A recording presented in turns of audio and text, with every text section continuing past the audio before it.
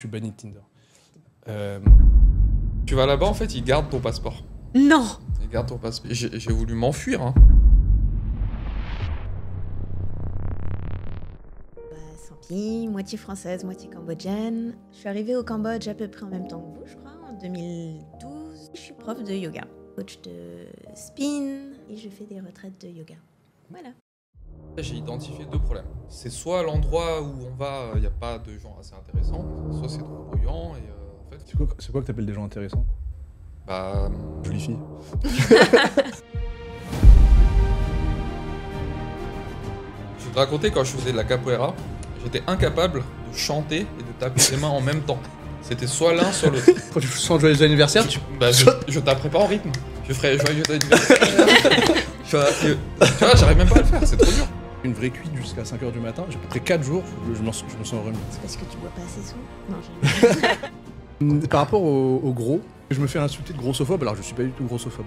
Et je profite d'avoir une coach de fitness avec moi. Est-ce que être gros, c'est un choix? Honnêtement, je pense que c'est...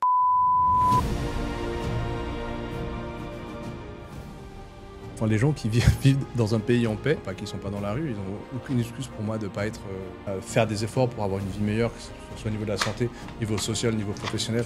Tu devrais pas dire ils ont aucune excuse. Tu devrais juste dire ils ont des excuses, mais ils devraient pas. D'accord. Merci de nuancer mes propos. Mais Heureusement que t'es là. Hein. c'est cracra un peu dans les dreads. Ouais, c'est dégueulasse. Ouais, on est d'accord. Ouais. Ça règle ou pas là? Ouais, ça règle. Ah, ça règle depuis un moment. Hein. Vous coupez ça. Non mais c'est vrai que les dreads, moi, franchement, c'est un turn-off. Je pense que si je vois quelqu'un avec des dreads, ça en dit un peu long sur sa personnalité. Il est dreadophobe maintenant. Ouais, je suis devenu dreadophobe. Mais je traîne pas avec des gens qui ont des dreads. Enfin, quand on était plus jeune, ouais, j'avais plein de potes avec des dreads. Au top banana, machin, oui, bon, voilà, on n'avait pas le même âge, quoi. Mais là, aujourd'hui, j'ai pas d'amis qui ont des dreads, quoi. On va se mettre la communauté des dreadeux à dos. C'est vrai qu'on se met beaucoup de monde à dos. Je vais peut-être qu'au cours de ce podcast, on se mettra d'autres personnes à dos. Enfin bon, bienvenue. Non, c'est notre nouveau jeu maintenant, c'est d'essayer de se mettre à dos le plus de communauté possible. Bah, c'est comme ça que ça marche. Hein. C'est être clivant, c'est ce qui marche. Le podcast clivant. En tout cas, bienvenue sur l'épisode 15 du coup du podcast. Alors, cet épisode sortira sans doute avant l'épisode 14 parce qu'on a un petit problème technique dont on donnera les détails plus tard. En tout cas, comme vous avez pu le constater, nous ne sommes pas seuls. Bienvenue Sampi. Hello. Donc, bienvenue moi aussi. C'est moi. Oui, et Sophie est bien toujours là. C'est parce que tu m'as pas introduit.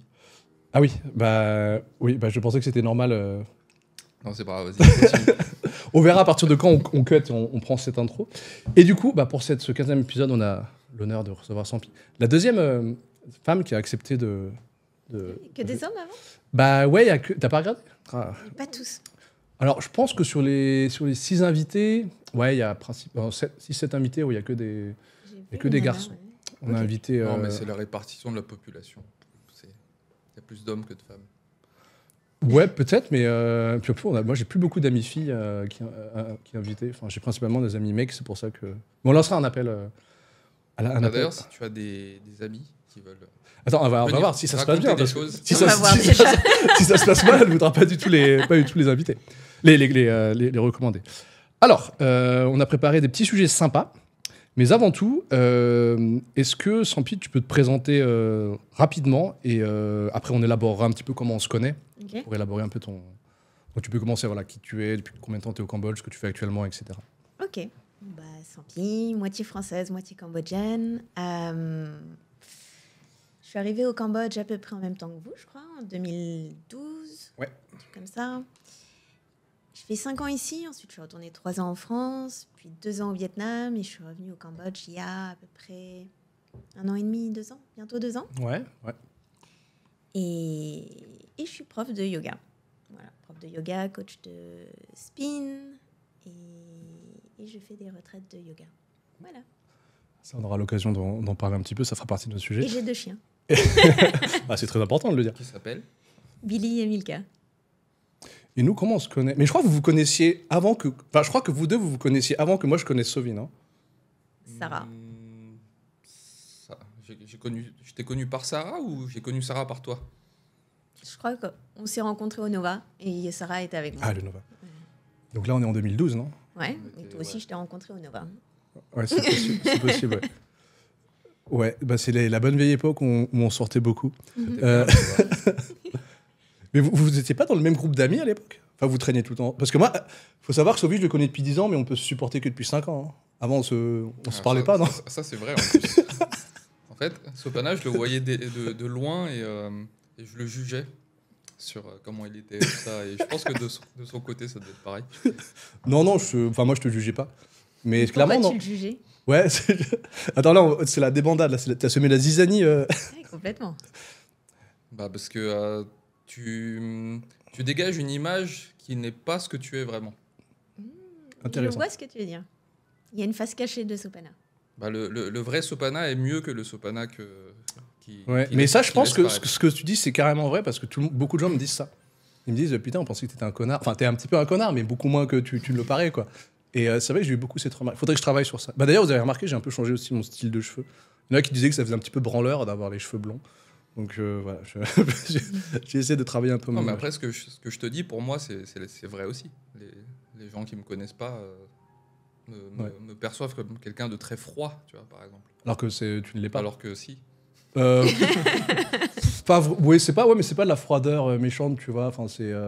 Non, c'est. De la réserve. Je pense que c'est un peu de la réserve avec un peu de timidité stoïque, et de la flemme, stable. Quoi. Humeur stable. C'est une affirmation? Enfin, c'est ce que je ressens de toi, beaucoup de stabilité. Après, il y a toujours une face cachée qu'on ne voit pas, mais ouais, une aura très posée. Quoi. Ouais, mais c'est quoi, du coup, la conclusion à tirer de ça? C'est que, tu vois, tu peux pas juger quelqu'un... Enfin, c'est des préjugés, quoi. Ça s'appelle des... Ah oui, c'est des préjugés. C'est des gros préjugés. Et je trouve que c'est amplifié par le fait que... Bah, à l'époque, moi, j'avais mon groupe de potes. Toi, t'avais ton groupe de potes aussi. Bah, toi, t'avais un groupe j'avais un groupe de potes aussi, mais qui se mêlait à... Bah, en fait, moi, j'ai toujours eu un groupe de potes. Et je me suis toujours considéré moi-même comme un groupe de 1 dans lequel je pouvais aller. Oui, tu étais en électron. Un peu comme ça aussi. J'ai plein de groupes différents. En fait. Ouais, voilà. Et puis, t'essayes de... Bah, le truc, c'est que t'as des groupes, tu sais que ça va pas forcément matcher. Donc, enfin, c'est pas que tu t'adaptes, mais t'essayes de tirer un peu le meilleur de chacun des groupes dans lequel t'es. Et c'est pas pour autant qu'un groupe est meilleur ou c'est juste ça match pas. Ouais, ça match pas. C'est juste que même sans parler de groupe, hein, moi je peux être ami avec des personnes qui matchent pas, quoi. Après, si tu es ami avec des personnes vraiment qui peuvent pas matcher, tu devrais te poser des questions. Est-ce que c'est... Bah, ça dépend. C'est quand même bizarre que tu t'en tiennes vachement avec quelqu'un et vachement avec quelqu'un d'autre et que ces deux personnes s'entendent vraiment pas du tout. Mais après, c'est plus une histoire peut-être d'énergie, quoi. Si tu les as tous les trois, t'es tous les trois au dîner, si t'as rien à te dire. Je pense que c'est une question d'énergie, de points en commun aussi. C'est clair, d'intérêt en commun. Ouais. Tu peux adorer le sport et on va parler de ça. Et avec un pote qui va pas du ouais, mais c'est là où c'est bizarre parce que... Ah oui, parce que moi, je suis un peu radical. Moi, je peux pas être pote avec quelqu'un qui aime pas le sport. Voilà, non, moi j'aime bien m'adapter un petit peu à chacun. Mais moi, j'ai du mal avec les gens qui aimeraient pas le sport, par exemple. C'est pour ça que je trouverais ça bizarre d'avoir des... Enfin, là, clairement, tout mon entourage, je pense qu'ils peuvent bien, mix... ensemble. Mais c'est vrai qu'à l'époque dont on parle, moi j'avais un groupe de potes pendant plusieurs années. Bon, vous connaissez un peu, mais c'est vrai qu'on avait l'air un petit peu pas snob, mais ça fait effet clan, tu vois, un peu inaccessible. Vous étiez un petit clan, ouais. Ah ouais. Ça balance les doses. Ça donne toujours ça. Ça donne cette impression-là. Mais c'est pour ça qu'en fait, il faut vraiment regarder chaque individualité, les prendre à part et les considérer comme une individualité. Mais c'est vrai qu'il y a l'effet clan qui arrangeait pas ma cause, quoi. Et moi, je pense que j'étais le mec le plus cool de mon... Enfin, le plus social, le plus... Non, je sais pas, le plus cool. Le plus visible, en tout cas. Non, mais je veux dire, j'étais peut-être le plus avenant, parce que moi, j'ai des potes, ils sont insupportables. Dans mon groupe, je leur présentais des amis. Je les présente. Et puis, une semaine après, mon ami revient traîner avec nous. Et puis, ils ont oublié. Enfin, tu sais, genre, je dois les représenter. Tu l'as rencontré la semaine. Et tu sais, genre, et du coup, en fait, ça m'énervait. Et du coup, c'est vrai qu'il y avait un peu cet effet d'enfermement dans mon clan. Oui, mais tu sais, c'est pas... Toi, tu présentes les gens. Si les gens, ils stickent pas, c'est pas de ta faute, en fait. Non, mais du coup, mon pote, il disait, putain, tes potes, tu sais, sympa, mais ça fait 6 fois que je me présente quand même. Enfin, il y a un moment, s'il ne retire pas mon prénom, c'est ça, tu vois. Genre, t'as présenté quelqu'un dans un groupe et le groupe l'a pas intégré, en fait. Ouais, c'est ça. Après, bon, voilà. Après, ça, c'est aussi des... Comme tu dis, il y a des clans, justement, qui rejettent les nouveaux corps. Ouais. Bah, je pense que c'est naturel, hein, je sais pas, c'est peut-être génétique ou... Non, mais ça, c'est la théorie de... dans un groupe, tu as toujours un alpha, un bêta, un sigma et un rebelle, je crois. Et puis, quand tu as quelqu'un en fait, qui vient pour essayer de remplacer un des rôles, en fait, s'il n'est pas plus fort que la personne qui est déjà présente, en fait, elle se fait rejeter. Ouais, oui, c'est des petites théories des la théorie, c'est pas ça. Non, mais je vois ce que tu veux dire. En tout cas, moi, aujourd'hui, j'ai plus de clan. Enfin, je sais pas si t'as un clan, moi, j'ai plus... je sais pas, d'ailleurs, est-ce que vous arrivez à voir, dans les groupes que vous avez pu avoir dans votre vie, c'est quoi votre place, entre guillemets? Parce qu'on a toujours, en fait, un certain rôle, en fait, dans un groupe. On est soit plus le leader, soit plus quelqu'un qui est un peu en retrait, et entre les deux. Je sais pas si vous arrivez à voir. Bah, en fait, ça dépend des situations. Genre, moi, là, on parle d'une époque où on sortait beaucoup. D'ailleurs, c'est ma première partie du podcast, là, où on faisait la teuf de ouf. Au niveau teuf, j'étais pas du tout le leader. Maintenant, au niveau plus social, bah, justement, moi, j'étais un peu le mec, tu vois, qui essayait d'introduire, rencontrer des gens. J'étais beaucoup plus ouvert. Donc, sur ce côté-là, j'étais peut-être plus leader. Mais par contre, comme c'était des groupes de soirées, on faisait que des... Enfin, voilà. C'était pas moi le leader des soirées, clairement. Mais je pense que ça dépend du contexte. Mais clairement, non, je suis pas le mec en retrait, je suis pas un follower, quoi. Ça, c'est clair. Ouais. Moi, je suis vraiment un électron libre. Je fais les choses de mon côté et si les gens veulent venir avec moi, ils viennent.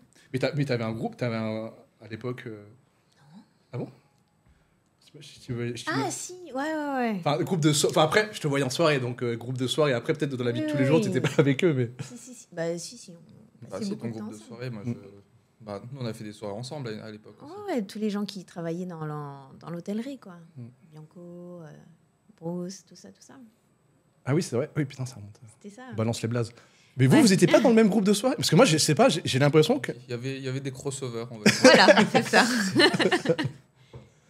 Mais c'est vrai que moi, j'aime pas trop l'idée de clan. C'est vrai que c'est pratique d'avoir un groupe d'amis, mais après, c'est vrai que tu te renfermes un petit peu... Non, mais après, en fait, c'est normal d'avoir un groupe parce que... C'est ton support. Ouais, ta communauté. Bien sûr, ouais. Mais là, j'ai pas de clan, je crois. Enfin, je traîne beaucoup avec Sovi, Thomas qui est derrière, mais j'ai pas de clan à proprement pas. Enfin, j'ai pas de groupe d'amis. Bah, je pense que c'est aussi avec l'âge, on a. Enfin, moi, je pense. Ouais. Enfin, vas-y. Non, vas-y. Enfin, moi, mon argument, c'est que t'as des gens avec qui tu peux un peu plus t'ouvrir et un peu te montrer vulnérable, et t'as des gens avec qui tu t'as pas envie de le faire. Ouais. Et moi, pour moi, les vrais amis, c'est les gens en fait où tu te sens en sécurité d'être vulnérable. Bien sûr. Et qui vont pas te juger parce que tu vas te plaindre d'un truc de temps en temps, tu vois. Alors qu'avec des gens avec qui tu es moins proche, tu vas quand même essayer de behave, tu vois, de rester solide, de montrer les bons aspects, etc. Et je pense qu'il faut quand même malgré tout avoir quelques personnes avec qui partager quand ça va pas, tu vois. Bien sûr, mais c'est important, sinon c'est pour ton mental health Bien sûr, ouais. et ton évolution en tant qu'être humain, tu vois. Ouais. Bah, moi, en tout cas, tout le clan dont on parle, moi, par exemple, ils sont tous partis, tu vois. Enfin, genre, du jour au lendemain, je me suis retrouvé sans amis, du coup, j'ai dû... Bon, lequel est le moins pire Tu t'es rabattu sur moi. Non, mais après, c'est vrai que moi, d'ailleurs, c'est typiquement c'est exactement la partie 1 du podcast. Comme j'ai beaucoup changé de perspective, enfin, tu sais, je me suis beaucoup assagi au niveau des soirées, je me suis beaucoup plus sérieux au niveau sport, santé, et aussi maintenant, pas carrière, mais voilà, enfin, grosso modo, sécuriser mon avenir au niveau financier. J'ai beaucoup plus, je suis beaucoup plus select avec les gens avec qui je traîne. Typiquement, moi, je traîne plus trop avec les gens qui font la fête ou qui boivent trop d'alcool. Moi, j'ai été comme ça, donc il y a pas de problème. Mais juste aujourd'hui, voilà, c'est pour ça que je suis très picky. Il y a pas longtemps, j'ai mis un post sur Instagram. J'ai dit vous êtes la moyenne des 5 personnes que vous fréquentez le plus. Ouais. Je sais même pas si je fréquente 5 personnes assez pour dire que j'ai 5 personnes autour de moi, tu vois. C'est pas forcément des personnes que tu fréquentes, ça peut être des gens que tu suis sur des réseaux, ça peut être des youtubeurs. Ouais, c'est vrai, mais ça, c'est des fréquentations virtuelles. C'est vrai que ça compte. Mais en termes d'amis physiques présents à Phnom Penh, je pense qu'honnêtement, j'en ai pas plus entre 5, enfin, aux alentours de 5. Mais même pas, enfin, j'aurais du mal à les compter, quoi. Toi, je sais pas, sans pied à ce niveau-là. Parce que bon, là, en fait, c'était un peu ma première partie. Donc, en gros, nous, ça fait 12 ans qu'on se connaît, qu'on est à Phnom Penh. On a quand même bien changé. Enfin, je pense que la Sampide il y a 12 ans, ou le Sovi il y a 12 ans, et le moi d'il y a 12 ans, Voilà, on est complètement différents. Donc, qu'est-ce qui s'est passé? En gros, moi, je suis passé de méga fêtard à maintenant, je suis totalement sobre. Sophie aussi, plus ou moins. Beaucoup sortent. Ouais, je suis depuis Bali, ouais, j'ai pas. Ok. Ouais. Et ouais, je bois plus d'alcool. Enfin, j'ai bu un shooter pour un jeu le 31 décembre. Ça compte pas. Il nous a trahis pour gagner un point, quoi. Que je n'ai même pas gagné au final. Et toi aussi, Sampis, c'est pareil. En gros, t'es passé de. Je reste quand même une party girl. Hein. Oui, non, c'est vrai que des fois, tu fais des petites. Mais grosso modo, tu as quand même vachement développé cet aspect.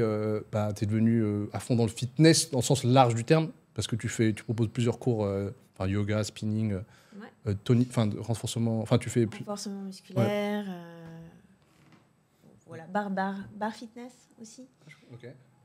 Mais moins ici, ça marche moins. C'est quoi ça, bar fitness? C'est ouais, avec la barre de danse. Genre du pole dance un peu. Non, pas la barre verticale, la barre horizontale. Ah ouais, je connaissais. Ok. Ah, il y a des workouts juste avec. Tu peux faire ça, mais tu peux le faire aussi au sol, comme une barre au sol. Mais c'est contre un mur, non? C'est attaché à un mur? Bah si c'est au sol, non. Oui, si c'est au sol, non. Ouais. C'est un peu comme du pilates, plus ou moins. D'accord, ok. Donc c'est du renforcement musculaire, tu travailles les micro-muscles. C'est vraiment pas mal, ça rend... Quand tu fais ça, du lifting, du spinning, du yoga, ça rend le truc. C'est un beau package, bien holistique. Ouais. Et du coup, ça fait quand ton switch, entre guillemets, tu t'es dit tu te lances à fond dans le... T'as commencé par le yoga, non? Ouais. En fait, quand j'ai déménagé au Vietnam... C'était il y a longtemps, ça, non? 2019. Ouais. Oh, ça va. Ouais. Mon ex m'avait dit, tiens, c'est une bonne idée si t'adores le yoga, et pourquoi t'en fais pas ta passion? Donc il m'a poussé à faire mon yoga teacher training et ça m'a permis de me lancer au Vietnam. Ah, de faire une certif. Voilà. Ouais. Et c'est vrai que de commencer dans un pays comme le Vietnam ou le Cambodge, c'est quand même beaucoup plus facile. Les coûts sont moindres, etc. Donc ça faisait plus de sens. Et en fait, ça a pris, quoi. Puis c'était très rare. Enfin, le yoga, là, il y en a partout, entre guillemets, aujourd'hui. Il y en avait déjà beaucoup. Il y en avait déjà beaucoup, ok. Il y avait déjà quand même, rien que dans le district où j'habitais, il y avait déjà 4. Ah, au Vietnam? Ouais. Mais au Cambodge, je trouve que ça c'est il y en a de plus en plus, mais il y en a déjà quand même pas mal. Hein. Ouais. À l'époque, en tout cas en 2012, quand on est arrivé, je pense qu'il y en avait très peu. Non, il n'y en avait pas. Enfin, il y en avait... Très peu, quoi. 3. Ouais. Quand même 3 bien connus. Et voilà, donc c'est à ce moment-là où j'ai fait le switch. Mais après, est-ce que j'ai vraiment laissé la party girl de côté? Disons qu'elle est plus raisonnée. Voilà. Oui, c'est toujours... Ouais. Bah moi, c'est vrai que je suis un peu extrême, donc moi, c'est tout ou rien, quoi. Soit je... Moi, j'aime pas les extrêmes. Ouais, mais j'essaie d'y travailler parce que c'est pas sain. Je me rends compte que c'est... non, c'est pas sain. Mais je l'ai été. Hein. J'ai eu un moment où je disais, je ne sors plus, je mange que ici, je vais essayer de devenir végétarienne. Non, mais moi... Et en fait, ça marche pas avec moi. Ça me stresse. Ouais, de toute façon, quand tu te prives de quelque chose, ça génère de la frustration. Ouais. Et j'arrive à balancer, tu vois, les sorties, à écouter mon corps, à me dire, tiens, là, c'est too much, j'arrête. Et moi, même si j'écoute mon corps, c'est juste que, moi, je suis pas un grand buveur, mais je bois beaucoup, mais... Tu peux boire beaucoup. Mais après, c'est que tu sais pas boire un peu. Oui, c'est ça, je sais pas. Ça, c'est mon problème aussi. Moi, je trouve que ça sert à rien d'aller voir ses potes juste pour boire une bière. Enfin, ça sert à quoi? Moi, je prends un soda water, c'est très bien. Par contre, si on boit, tu vois. Oui. Mais le problème, c'est que ça, c'était bien jusqu'à mes 29-30 ans. Mais après, le taux de récupération est extrêmement long. J'ai besoin de peut-être une vraie cuite jusqu'à 5h du matin. J'ai peut-être besoin de 4 jours pour... après 4 jours, je me sens remis. C'est parce que tu bois pas assez souvent? Non, je rigole. Non, mais en plus, c'est vrai ou c'est pas vrai ça, Ou tu bois pas du bon alcool, ou que tu mélanges. Ou tu mélanges, ouais. C'est ça aussi. Mais après, faut le faire avec raison aussi. Tu vois, si t'en as pas envie, t'as pas envie de boire, bois pas. Et que tu t'amuses très bien en soirée, et tu sors pas, en fait. C'est ça. Mais là, depuis 3 semaines, on se force à sortir sans boire.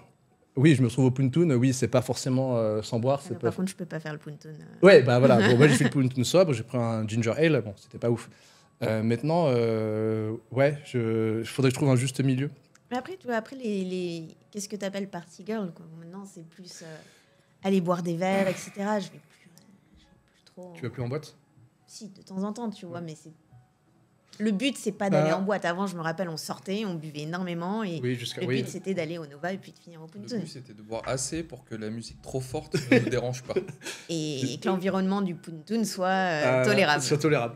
Non, mais parce que dans ce cas-là, si pour toi sortir, c'est juste aller voir des copines ou des copains, boire des verres et rentrer, je sais pas, 1 heure, 2 heures, peu importe. Moi, je peux le faire ça, je peux le faire sobre et m'éclater, il n'y a pas de problème. Bah, mais après, moi, j'aime bien mon gin and tonic, j'aime bien mon petit verre de vin. Mais parce que t'aimes bien le goût aussi. Ouais. Voilà. Ah bon? Ça, tu recherches un petit peu l'ivresse aussi? Un petit peu, mais pas tant que ça. Mais c'est pas le but, tu vois. Non, mais ça, moi, je comprends, tu vois. Ah, ouais, parce que toi, t'aimes bien aussi certains alcools. Moi, j'aime bien boire un petit peu. Mais le truc, c'est que je comprends aussi ton envie de devoir tu vois, monter dans les highs et tout. Mais moi, j'ai remarqué un truc. C'est que quand tu commences à boire, à un moment donné, ta courbe de bien-être, elle monte. Et à un moment donné, quand tu l'as atteinte, il faut arrêter de boire. Parce que c'est là où... Parce que si tu continues de boire, en fait, ça va... Oui, c'est l'effet tipsy. Enfin, chacun met le curseur où il veut, mais c'est le petit effet tipsy qui te rend joyeux, la petite montée de dopamine. Ouais. Après, moi, j'ai des bons amis qui me disent sans pis, c'est bon, ça suffit. Ah ouais. Allez, on te met dans le tuk-tuk, tu rentres. Mais après, moi, le problème, c'est quand tu bois pas. Enfin, j'ai passé plusieurs années sans boire récemment. Et que tu es avec des gens qui boivent, voire boivent beaucoup. Au bout d'un moment, en fait, leur énergie, elle est décorrélée à la tienne. Ouais, parce que les vibrations, tu sais,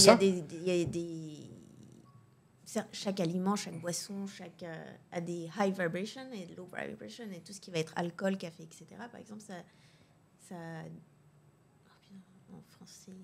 Dis-le en anglais. Ça decrease the vibration, tu vois. Ça réduit. Peut-être que ça réduit, mais en tout cas, être entouré, tu as dû le connaître, entouré de gens qui boivent et quand tu es sobre, à un moment ça va, mais ça peut aller un temps, puis après, quand vraiment ils sont trop bourrés, déjà ils parlent fort, ils t'écoutent plus, ils sont plus dans la même, on résonne plus, et du coup ça devient très désagréable. Bon, là je m'y suis habitué, mais en plus, quand tu bois, tu restes tard du coup, puis tu commences à avoir faim parce que du coup tu deviens irritable, et du coup moi je rentre parce que je supporte pas les gens bourrés, quoi. Enfin là j'ai appris à mieux supporter. Mais être entouré de gens bourrés, franchement, c'est... Ce que tu supportes pas chez les gens bourrés, c'est quand leur personnalité bourrée est trop différente de leur personnalité de base. Je suis mec, tu m'aurais jamais dit ça sobre. Donc ça me saoule, ouais. C'est des gens, tu sais, qui commencent à se comporter très différemment quand ils sont bourrés. Ça, je supporte pas, ouais. Là, tu te dis... Bon. Quand la face cachée reflète la surface. C'est différemment, en fait. Ouais, ça révèle un peu leur true face. Mais là, ça va, je me suis fait... De toute façon, je sors beaucoup moins. Donc quand je sors, je fais gaffe à ce qu'il n'y ait pas trop de gens bourrés. Quand on sort, en général, il n'y a pas trop de gens... bourrés et malaisants autour de nous. Donc vous faites quoi quand vous sortez? Resto, bar et puis on mange. On mange des kebabs à Bassaklein. Mais vous sortez à Bassaklein? Ouais, on sort à Bassaklein. Après, c'est vrai que moi, j'aime pas danser. Moi non plus. Ouais, je pense que je suis extrêmement bourré en blackout. Mais du coup, je vais pas dans les... C'est vrai, quand on va en boîte, au Pluntoon, franchement, j'ai micro-dansé quand on est allé au Pluntoon il y a 2 semaines quand même. Enfin, je sais pas si t'as remarqué, Sophie. J'étais pas assis, quoi. Voilà, j'étais comme ça. Avec un petit verre de ginger ale à la main, quoi. Moi, je trouve que s'entraîner à faire des trucs qu'on peut trouver un peu gênants, en fait, à force de le faire, ça devient un peu normal. Moi, je suis sorti... je suis allé au Vito tout seul la semaine dernière. Tout seul? Ouais. Parce que Sopana voulait pas venir. Bon, toi, il m'envoie un message à minuit. Il va Vito, moi, j'étais en slip dans mon lit. Non, mais tu vois, ça, je trouve que c'est un bon exercice parce que... tu sais, la gêne que tu peux avoir quand tu fais des choses qui t'ont pas l'air normales, elle persiste pas très longtemps, en fait. Ouais, c'est sortir de sa zone de confort, et plus tu le fais, plus ça devient confortable. Ça devient, parce que finalement, tu sais, quand t'es en boîte, tu viens avec des gens, mais finalement, tu restes pas collé à eux. Donc, si t'enlèves ce paramètre, t'arrives dans la boîte et t'es tout seul. En fait, c'est pareil, tu vois. Donc, oui, c'est pareil, parce que pour moi, la boîte, c'est une aventure très solitaire. Enfin, quand on fait des before, les bars, franchement, une fois que tu as passé la porte du Vito ou du Pluntoon, franchement, à moins que tu prennes une table, c'est électron libre, tout le monde part en couille, quoi. Oui. C'est un peu, on se tient la main pour aller dans la boîte. Mais ça rassure de se dire que tu fais des trucs chelous, d'aller draguer, si tu as un groupe de potes en backup, tu vois. Non. Moi, ça me rassure pas plus que ça. Moi, tu sais, et même au contraire, j'ai envie de te dire, si c'est pour aller draguer des filles... Oui, c'est vrai que ça sert à rien d'aller en... Je trouve ça même plus efficace d'être seul, parce que t'es pas ralenti, en fait. T'as pas besoin de... T'as pas un pote relou qui va venir te voir pendant que tu fais le taf avec la meuf. Mais est-ce que la boîte de nuit, c'est vraiment le meilleur endroit pour rencontrer des filles? Non, c'est ce que j'allais dire. Ça dépend quel type de fille. Ça dépend ce que tu veux. Et ça dépend ce que tu veux.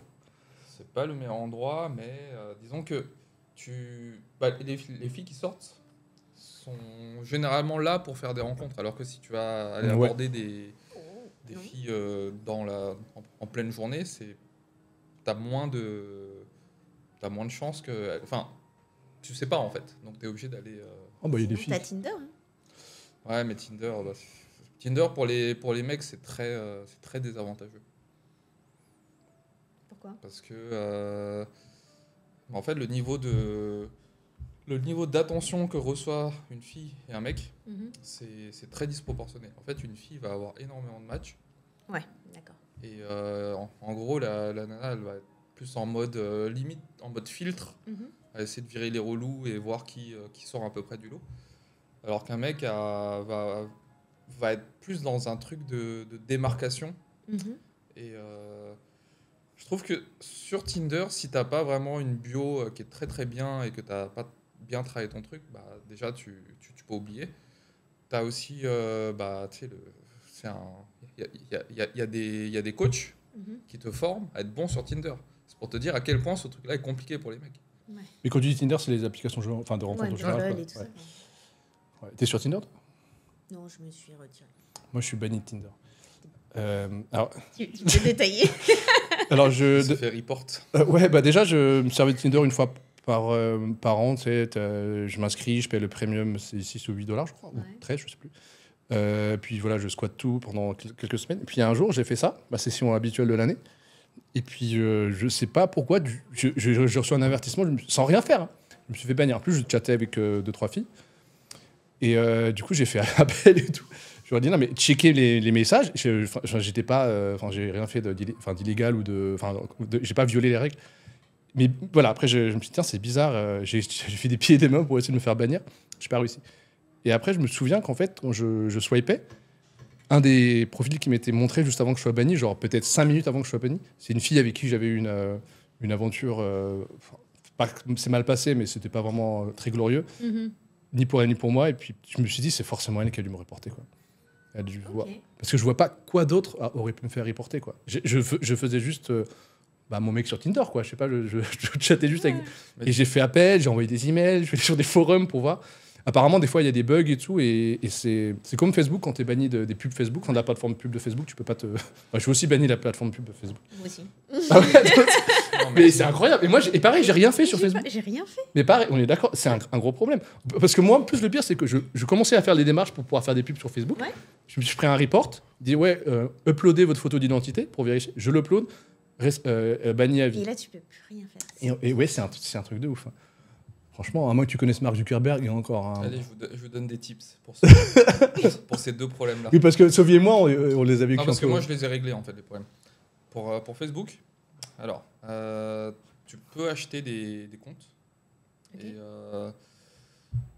le truc, c'est que Facebook va demander une vérification à chaque fois que tu changes de navigateur par rapport à ton compte.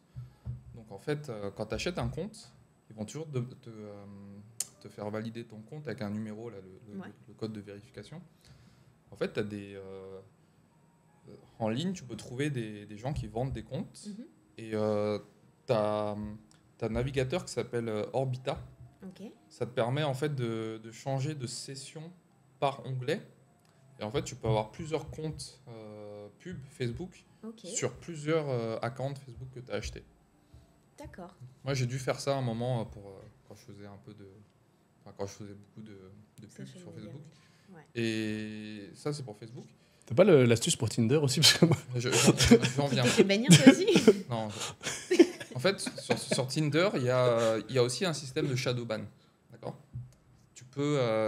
je sais pas si vous savez, mais sur Tinder, vous avez une note qui est cachée. Ouais. On en a parlé dans d'autres. Basé sur votre succès avec les attractivité, qui est basée sur le nombre de likes que vous avez, etc. Il y a aussi ce système où tu peux acheter des comptes Tinder. Et avec des bonnes notes. Ouais, avec des bonnes notes. En fait, le compte, il a une bonne note. Toi, tu prends le compte. Tu fous des photos, ça fait baisser la note de ouf. Non, mais en fait, le compte, il a déjà une bonne note. Donc, en fait, quand tu as accès au compte, tu as juste à changer la photo, ton Ouais, nom, c'est ça, etc. mais après, le score du compte, il va faire... Non, mais quand t'es... Après, j'ai pas le code. Il faut que tu agisses vite, quoi. Ouais, c'est ça, il faut vite, putain, faut que je match. Ouais, mais moi, je suis chaud si t'as une astuce pour Tinder. Bah après, tu m'avais envoyé un lien, tu peux acheter des comptes Tinder aussi. Ouais, c'est ça. Bah, c'est ça, en fait, c'est les comptes à haute note. En fait, quand tu prends ces comptes-là, C'est plus de matchs. t'es plus mis en avant par la... T'es plus mis en avant envers certains profils. Faut voir combien ça coûte, parce que si ça coûte 300 balles, je suis pas en chien à ce point-là, quoi. Après, Mais ça coûte 20 balles, bon, pourquoi pas.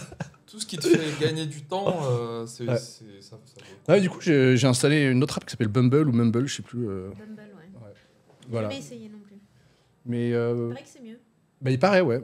Mais il paraît. Mais après, c'est pareil, il y a énormément de mecs, je pense, sur les apps de rencontres plus que de meufs. Donc en gros, les meufs, t'as vite fait le tour. Enfin, sur Tinder, je crois qu'on fait le tour très rapidement. Mais sur même. Ah ouais. Au bout d'un moment. Ouais, c'est la Au Cambodge, en tout cas, tu peux finir le jeu, quoi. Enfin, Oui. À un moment donné, il n'y a plus personne. Mais je pense que si tu. Il n'y a plus personne. Est-ce que vous voulez élargir la zone de recherche? Voilà, c'est ça. Ah, mais moi, à un moment, j'ai élargi jusqu'à 6ème rep. Non, mais je crois que je te jure, j'ai fait ouais, mais j'ai élargi, mais jusqu'à. Pas possible. Non, c'est vrai, au Cambodge, il y a très peu d'utilisateurs. Mais peut-être qu'il y a d'autres apps que Tinder. Je sais pas si les locaux, ils se servent de. Bah, les locaux commencent à venir sur Tinder maintenant. Après, ouais. Moi, je m'intéresse plus soit aux expats, aux étrangers, soit aux Khmer un peu internationalisés. J'ai pas envie de matcher avec no offense, mais avec une locale Une blédarde. de bavette. Ça y est, encore un autre groupe ado. Non, mais j'ai no offense, mais une blédarde de bavette, je parle pas très bien Khmer. Donc, c'est pareil. Ouais. Mais du coup, toi, t'as pas d'app de rencontre, t'as pas... Non, là, j'ai arrêté depuis un bon moment. Mais du coup, ouais, tout ça pour dire, c'est quoi le meilleur endroit pour rencontrer des filles? Parce que tu parlais du... Le meilleur endroit, pour moi, c'est la journée. Et c'est dans des endroits normaux comme les centres commerciaux. Tu te balades à Ion et tu vas trouver une après, Ion et tu vas aller la voir. C'est le truc qui est dur à faire pour tout le monde, mais je trouve que c'est ce qu'il y a de plus efficace. Ok. Parce que déjà, t'as pas le bruit. Parce que parler à quelqu'un en boîte, c'est pénible. Hein. Ouais, mais t'es pas obligé de... Enfin, boîte, c'est les cas extrêmes. Hein. Ouais, t'as les bars. T'as les bars, c'est un t'as bon... les soirées entre amis, les soirées entre amis, c'est bien. Ah, pour moi, pour moi, c'était les mieux, justement. Parce que t'es invité par des amis, donc il y a forcément son groupe d'amis. Voilà, tu fais partie d'un certain cercle d'amis. Et c'est un cercle étendu. Donc, il y a forcément... Chacun ramène, tu vois, c'est comme ça que tu rencontres des donc, gens avec qui tu as plus ou moins voilà, tu maximises le chance d'avoir des choses en commun avec ces C'est personnes. un pré-filtre. Ouais, c'est les house parties, pour moi, c'est le meilleur. Il n'y en a pas beaucoup ici. Mais mais c'est ça le problème. Bah, à l'époque, il y en avait souvent... Et même les bars... Dans votre clan. Non, non, mais ton ex-copain, on organisait très souvent. D'ailleurs, c'était toujours... Mais c'était pas vraiment des house parties. Oh, quand même. Des gros... Oh, quand même. Oui, mais c'était limite une boîte, quoi. Il y avait trop de bruit, il y avait trop de son, oui, par il y avait contre, trop de bruit. Oui, c'est ça. Quand je dis house party, c'est vraiment... Je sais pourquoi tu rigoles. C'est plutôt en mode 10-15 personnes. Ah oui, d'accord. Oui. House party, tu vois. Donc, house party, toi, ça se limite à 30 personnes max? Ou 30, c'est déjà beaucoup? 30, ouais, mais tu vois, ça reste petit comité, c'est pas les... Parce que celle dont on parle, il y avait au moins 50, voire 100 personnes. Chez mon ex? Ouais. Il y a des soirées, il y avait 200 personnes. Ah oui. Bon, bah voilà. Ah oui, il n'y avait pas un bar? Ouais, il y avait un bar, il y avait un truc de bouffe, non? Un truc de bouffe, ils louaient les stroboscopes, c'est parce que tu as des gens qui aiment ça, en fait, qui aiment avoir beaucoup de monde. Non, ça, j'avoue, c'est plus c'est pas la house party. C'est pas ce dont on parlait juste avant. Voilà. Effectivement, des petits comités moyens. Dans ce genre de soirée, justement, je me mettais dans le petit salon du coin avec les autres personnes qui aiment pas trop le bruit. Le petit coin sofa, ouais.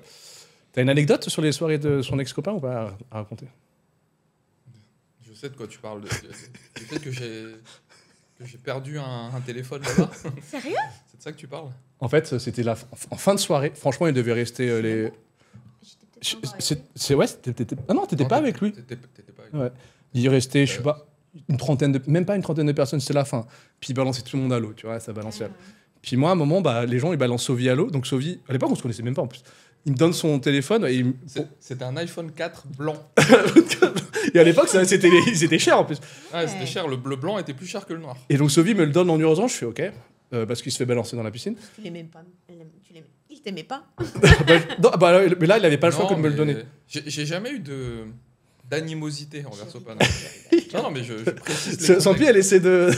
Ça fera du. Et si on s'embrouille en direct, ça fera du. Enfin, on n'est pas en direct. Si on s'embrouille dans le podcast, ça fera du buzz. Mais donc, Sophie, dans la panique, me donne son iPhone, il se fait jeter dans la piscine. Puis moi, je suis bon, bah là, je sais pas, j'avais un verre à la main, bref. Et là, on me jette dans la piscine. Donc, dans la panique, je fais putain, mais prenez l'iPhone et je le donne à quelqu'un, tu vois. Enfin, je suis panique. Je sais pas qui tu donnes. Et après, voilà, je suis dans l'eau, puis ensuite on sort de l'eau, puis Sophie, je lui dis, bah, tu vois, je suis pas dans la. Et puis après, il a disparu l'iPhone. On n'a jamais retrouvé. Alors qu'il restait que des. Plus c'était des potes de JC, quoi. Enfin, il restait que. Mais tu devais y avoir un blaireau dans le coin qui l'a volé, quoi. Bah, soit ça, soit. Peut-être qu'il est tombé dans un coin et. Non, c'est impossible. On l'aurait trouvé. Ouais. On l'a appelé en plus. On a dû l'appeler, on n'est pas teubé, on a dû le faire sonner. Peut-être que c'est pour ça qu'il me déteste, Sophie. C'est parce que pour lui, dans sa tête, je vais être celui qui a perdu son iPhone. Blanc. L'iPhone 4 blanc. Non, c'est pas ça. Non, mais non, en fait, ce qui m'a le plus énervé là-dedans, c'est que j'avais pas de sauvegarde. Donc j'ai perdu tous mes numéros, tous mes trucs. C'est plus ça, en fait. J'avais pas fait le backup iTunes. Là. Oui, le cloud de toutes tes photos et compagnie. Ouais. Ça existait à l'époque, ça? Il y avait déjà. Voilà, les petites soirées traumatisantes. Tu vois, les house parties, il n'y a pas que du bon. Encore une fois, c'est pas une house party. C'est limite une rave, quoi. Ouais, non, c'est clair. Mais c'est vrai que, on dit il y en a plus beaucoup. C'est pas vrai, c'est juste qu'on n'est plus invités. On n'est plus dans le coup sans pire. Ne crois pas que. T'inquiète pas. Il faut en faire, alors, il faut en faire. Les petits jeunes, t'inquiète pas qu'ils en font des. Mais nous, on avait. Enfin, franchement, ça pourrait être sympa de faire des soirées un peu plus quali que d'aller à Bassac Lane et finir au Vito. Faire des. Faut professionnaliser les soirées, en fait. Ouais. Parce que le problème, c'est quoi? C'est que si tu. Nous, on a envie qu'il y en ait. Mais on a envie qu'il y en ait des biens. Donc, pour faire des choses bien, il faut un peu mettre de l'effort, mais mettre de l'effort. Attends, Sampi, toi, quand tu sors, tu fais tes girls' nights. C'est quoi le format? Vous sortez où? Vous faites quoi? Enfin, vous sortez où? Vous vous dites quoi? Souvent, on va au resto. Et après, je rejoins d'autres potes, parce qu'ils ne boivent pas trop, mes copines. Un groupe de copines resto, un groupe de copines et après, apéro. Non, un groupe de potes qui aiment bien aller boire des verres. Et vous sortez où? Bassac Lane ou? Parfois Bassac, parfois Manolis, mais rarement Oscar. Ouais. J'aime bien. Mais ça devient de plus en plus rare que j'aille en boîte, quoi. Oui, donc tu te limites au resto et au petit bar.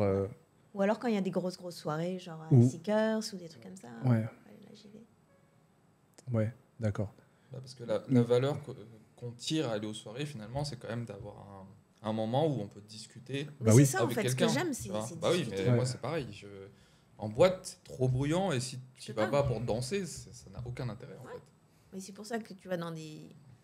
Bassac encore, c'est assez bruyant. Ah, c'est méga... Attends, on s'est calé au Backstreet, c'était méga bruyant. C'est devenu bruyant maintenant.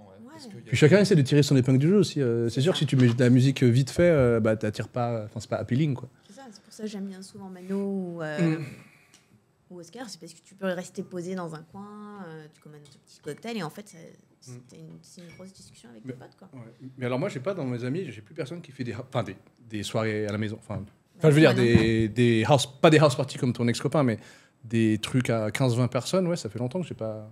Il faut les faire soi-même, de toute façon. Bah ouais, c'est la question que j'étais en train de me poser. Ou alors, faut organiser des soirées où la musique dépasse pas, 40 décibels, ou je sais pas comment. Enfin, une musique où tu peux parler à ton voisin sans avoir à crier, quoi. Ouais, c'est... De la musique en fond, comme cette musique-là. Comme cette petite musique classique. Ouais. Mais regarde, Sophie... Un peu too low. Là, c'est un petit peu... moi, ce level-là me convient très bien. Bon, ça fait un peu... Mais attends, regarde, Sophie... J'aime bien écouter de la bonne musique aussi, du bon rock, etc. Ouais, ça dépend de quel type d'ambiance. Parce que si tu veux un live band, le problème, c'est que c'est stylé, les live bands. Mais souvent, c'est trop fort, je trouve. Je pense que le bon format, c'est d'avoir le choix. T'as ta salle où il y a un peu de musique et t'as une salle où c'est plus calme. Comme ça, tu peux switcher quand tu veux. Il y a une salle où il y a de la bouffe quand t'as faim. Bah, tu vois, l'Oscar, pour moi, j'adore la bouffe. Mais je comprends pas le délire de mettre de la musique trop forte T'es pas d'accord? À partir de 22h, ils augmentent le volume. Bah, tu vas dehors. Ouais. Ouais, mais quand t'es assis, t'es déjà assis. Tu sais, je sais pas, tu dînes à l'intérieur. Il y a toujours des places dehors. Oui, c'est vrai. Tu te décales, tu vas dehors.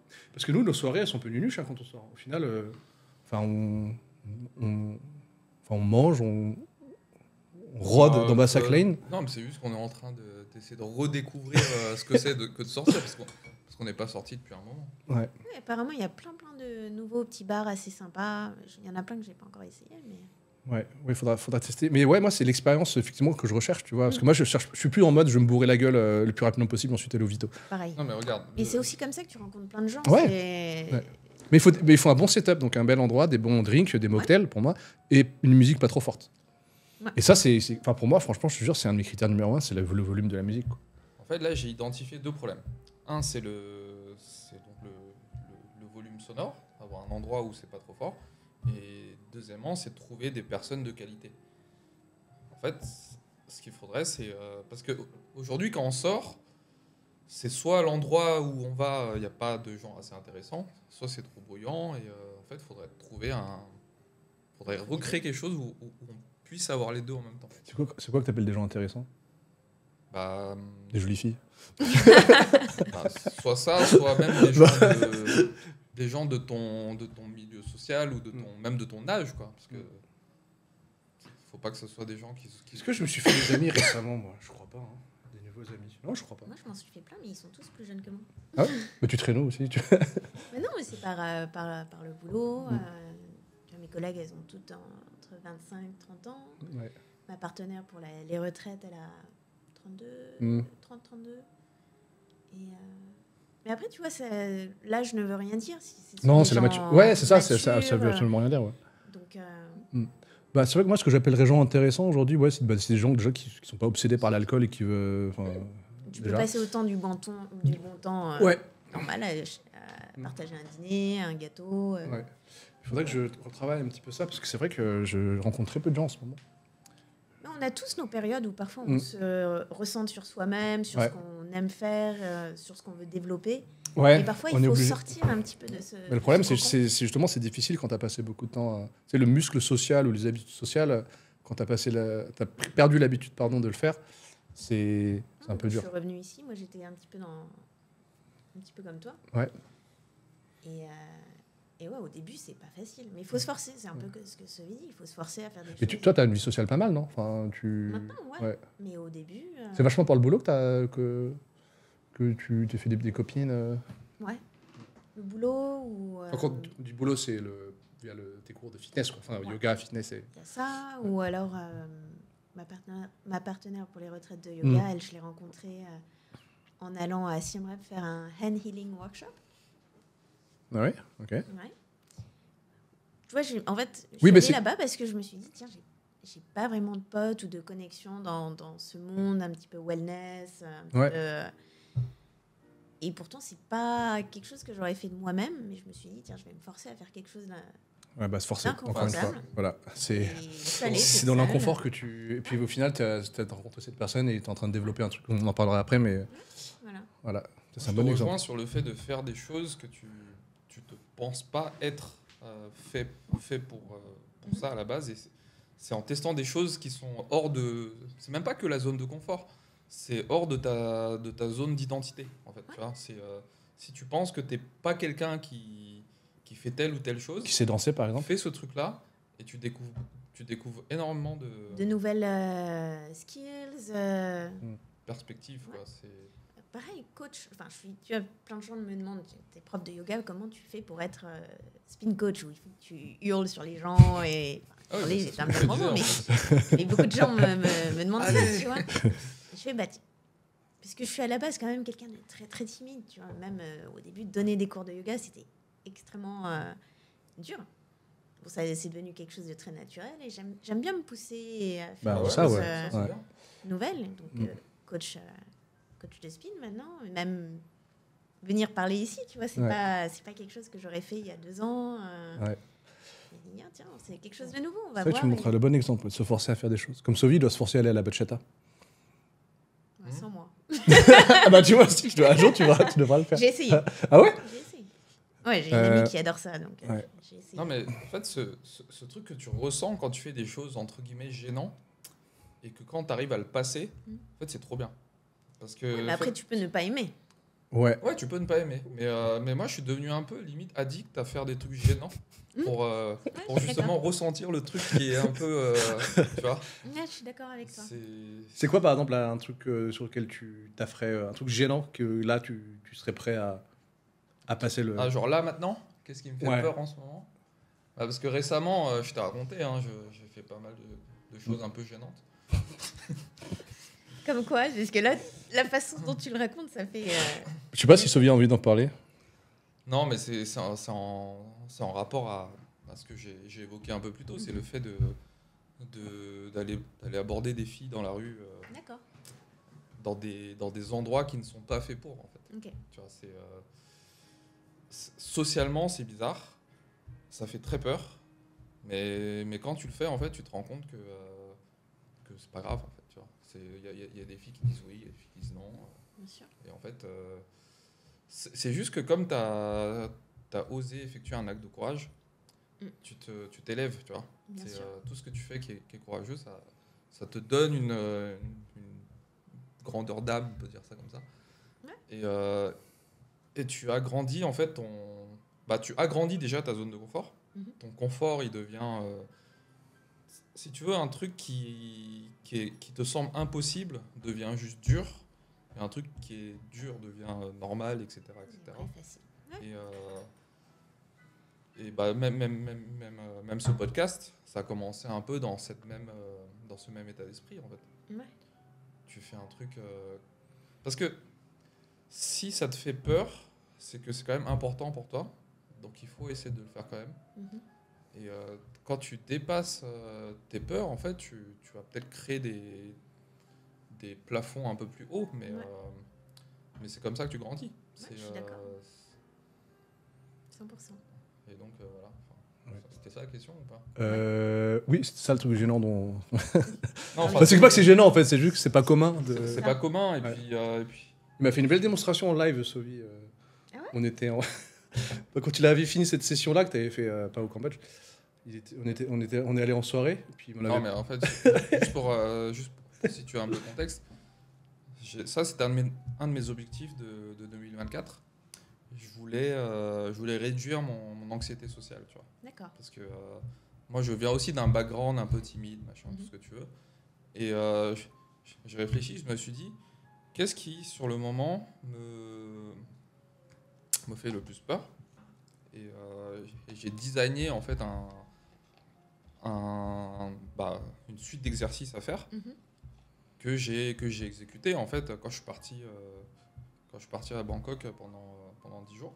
D'accord. Je me suis dit, tous les jours, je vais aller parler au moins à une personne inconnue dans la rue. Ok. Et j'ai fait ça pendant 10 jours. Et franchement, au début, c'était hardcore. Hein. Mais pas forcément que des nanas, quoi. Ça pouvait être... Ouais, ça pouvait être un gars. En fait, juste, tu sais, c'est pas juste dire bonjour et demander ton chemin, c'est vraiment endurer l'awkwardness un peu, tu vois. Ouais, faire le premier pas. C'est même pas ça, c'est déjà faire le premier pas, mais quand tu fais ces choses-là, tu vas te sentir bizarre parce que tu vas t'auto-juger, tu vois. Tu vas te dire ouais, c'est bizarre ce que je fais. Et en fait, t'as cette petite voix qui te parle dans ta tête. L'ego. Et à force de le faire, en fait, cette voix, elle se tait parce que elle se rend compte qu'elle a tort. Parce que ce propre auto-jugement que tu as sur toi, en fait, il est conditionné par la société. Bien sûr. La société te dit que c'est pas normal de faire ça, que pour rencontrer des gens, c'est que en boîte, le soir, sur la quelques grammes. sur la piste de danse. Alors qu'en fait, tu peux très bien trouver des personnes attirantes et aller leur parler dans un parc, tu vois. Il y a aucun problème. Et moi, je me suis entraîné à faire ça. Okay. Et ça m'a débloqué beaucoup de courage, en fait. Et maintenant, j'essaye de... Tu sais que tu es capable. Je sais que je suis capable, et il y a des jours où j'ai pas envie et c'est un peu plus dur, mais après, c'est toujours une question de niveau d'énergie, tu vois. Mais là, ça m'a servi dans ce domaine, mais maintenant, moi, j'applique cet acheminement mental pour à peu près tout dans ma vie. Et je l'aborde de cette façon-là. Ouais. Tu vois, si demain j'ai envie de faire un truc et j'ose pas le faire, je vais le décomposer en petites étapes. Mhm. Tu sais, avant d'aller parler peut-être à une nana qui te plaît dans la rue, tu passes par... d'abord, tu vas demander l'heure à un mec, tu vois. Après, tu vas demander l'heure à un mec et tu vas lui demander comment ça va, tu vois. Et t'incrémentes comme ça, t'incrémentes jusqu'au moment où vraiment tu as réussi à faire taire ta voix dans ta tête. Et au final, bah, ça devient naturel, mais ça passe par c'est du désapprentissage. Parce que le plus dur, c'est pas d'apprendre, c'est d'oublier ce qu'on sait déjà et ce qui nous bloque, tu vois. Et voilà. Et donc, en gros, après sa session à Thaïlande, on était en soirée au Cambodge. Puis Sophie m'a dit, tu vois les deux nanas là-bas? Et puis il allait leur... Enfin, de détails en plus, comme... c'est ça, c'était des détails. Coïncidence. Et puis voilà, il les a abordés, puis on est allé s'asseoir avec elle pour papoter. Bah, je pense que c'est un très bon wingman. Hein. J'appelle... Non, mais que ce soit pour nous, les hommes, et pour les femmes, je trouve que c'est un bon exercice, parce que vous, les femmes, en fait, vous avez un... On n'a pas besoin... quasiment pas besoin. Oui, mais si vous voulez choisir, vous faites comment? C'est ça le problème. Des fois, vous faites draguer par des mecs qui vous intéressent pas. Mais si vous voulez aller vers quelqu'un qui vous intéresse, vous faites comment? C'est compliqué, tu vois. J'y vais, mais... Ouais, mais tu vois, c'est pas si simple. Enfin, toi, peut-être t'y vas, hein, mais toi, tu vas, du coup? Oui, moi, j'y vais. Ouais, bon, toi, t'as peut-être déjà un talent sur ça, mais... C'est pas un talent, mais c'est... Pourquoi attendre si t'as envie de parler à cette personne? Et peut-être parce que j'ai dépassé ça. Oui, toi, t'as dépassé, mais moi, je parle de la plupart des nanas, en fait, parce que les conventions sociales te disent que quand t'es une nana, c'est au mec de faire le premier pas, tu vois. Ouais. Donc, du coup, la nana, son arme, en fait, entre guillemets, c'est juste, je sais pas, lui faire... Des regards. Des petits trucs. Mais plein d'œil. Ouais, mais même comme ça, parfois, les mecs, ils osent pas y aller. Du coup, elles sont bloquées. Ouais. Et c'est pour ça que moi, je trouve que ce skill de pouvoir aller parler à des inconnus, c'est aussi bien important pour les mecs que pour les nanas. Je suis d'accord. Parce que ça te donne de la liberté de choisir pour toi, en fait, et pas attendre passivement qu'on vienne vers toi, tu vois. Ouais, je suis d'accord. T'es célibataire en ce moment? Et du coup, toi, si tu veux rencontrer si t'as envie de rencontrer des... Bah, en ce moment, j'ai... Pas le temps, pas l'envie? J'ai juste pas le temps. J'ai pas le temps. C'est bien, elle a le temps pour un podcast, mais pas pour aller draguer. Non, mais en fait... J'ai vraiment pris le temps. Hein. Ouais. T'as vu comment on a galéré. Ouais, et merci d'avoir accommodé votre oui, non, aussi, parce que normalement, je sais que c'est plutôt en fin de journée. Ouais, il n'y a pas de problème. Mais ouais, je vois ce que dit Sophie. Ouais, j'avoue, c'est... Moi, ce qu'il a fait, alors que je suis moins timide, je pense, que Sophie, dans la vie de tous les jours, mais j'avoue que genre, les deux tailles de la soirée la dernière fois, j'avoue, je n'osais pas. Enfin, tu sais, genre, Ah ouais? J'aurais pas osé le faire. Enfin, sauf s'il m'avait... Il y a quelques années, ça t'aurait moins gêné. Je pense pas, parce que j'aurais sans doute pas été sobre. D'ailleurs, on était sobre. Là, on était sobre, et c'est ça le truc. Enfin, les filles étaient pas du tout sobres, d'ailleurs, je crois. Les filles étaient pas sobres.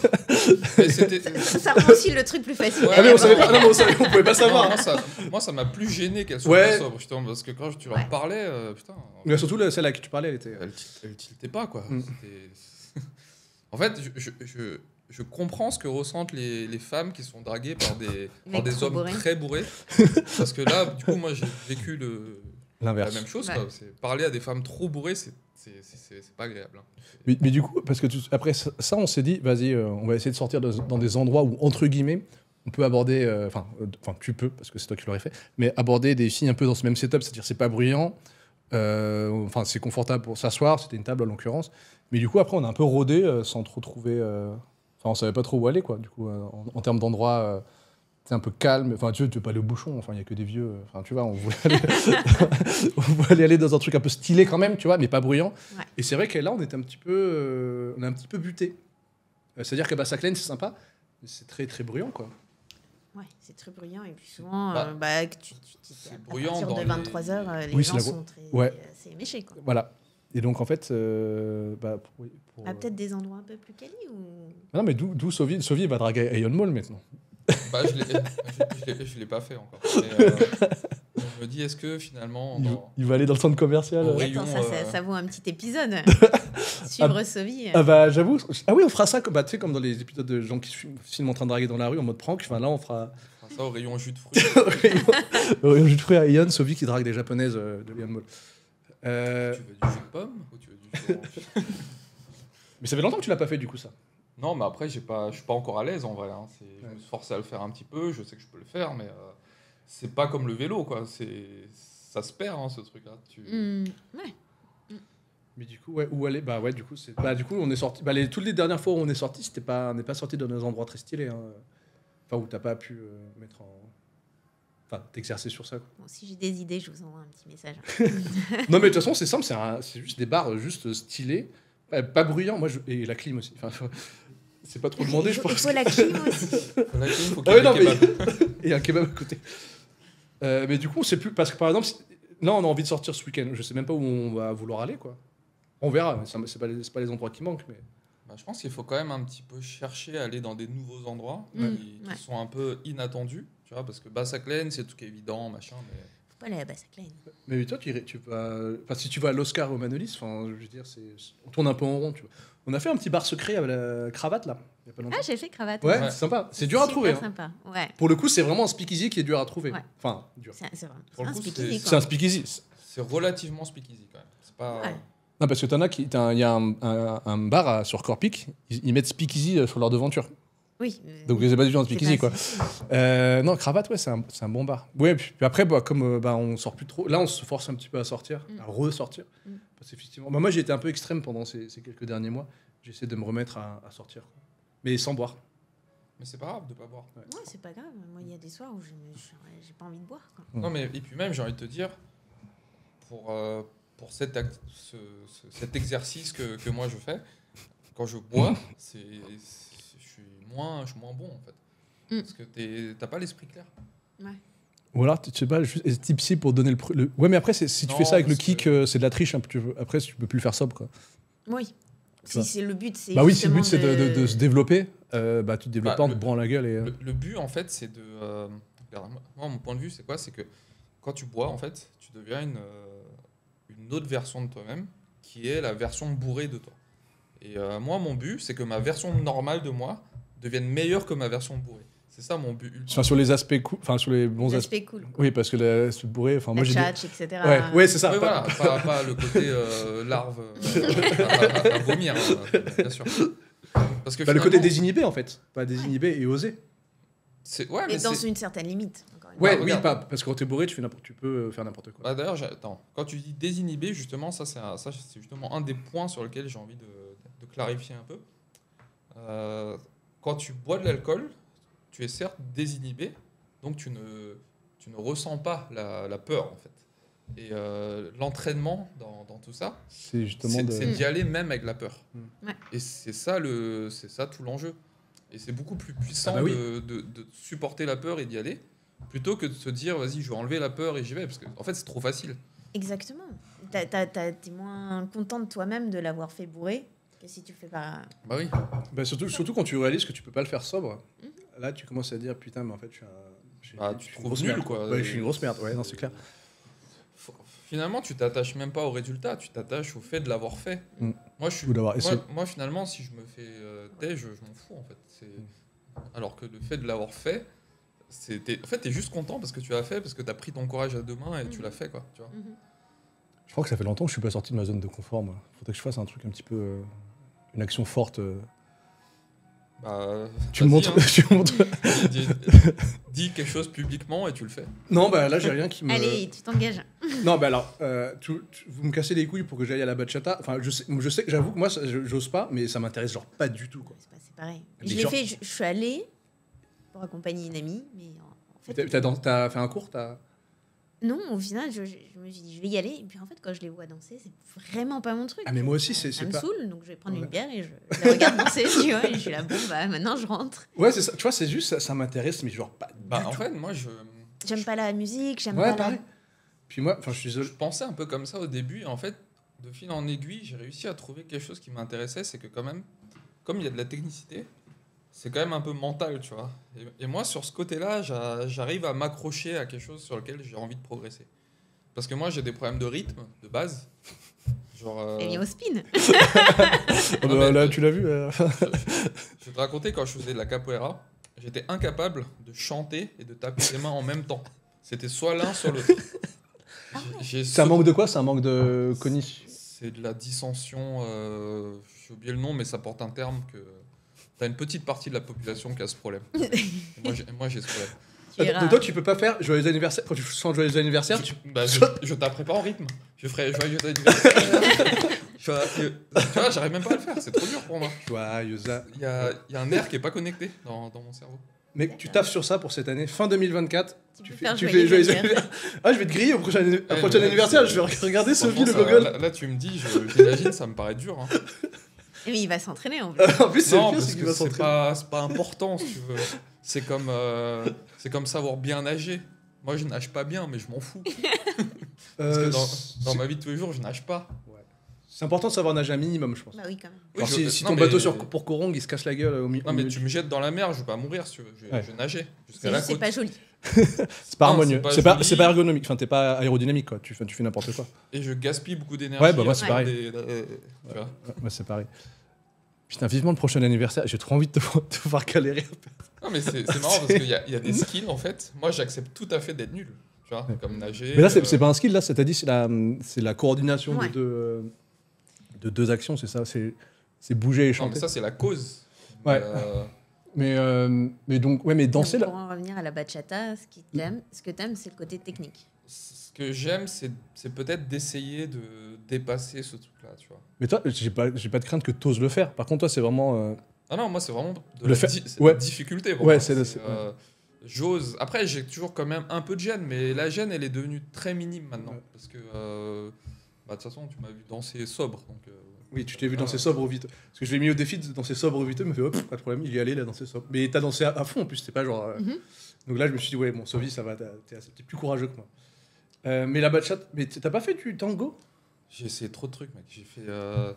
J'ai testé la salsa, j'ai testé le tango, j'ai testé. Je sais plus un autre truc là. Mais ouais, non, en fait, la salsa, c'est un des plus durs pour moi. Parce que, pour un homme en tout cas. Parce qu'il y a beaucoup de. Faut l'idée, la femme et l'homme ne font pas la même chose. L'homme, il fait tout en gros.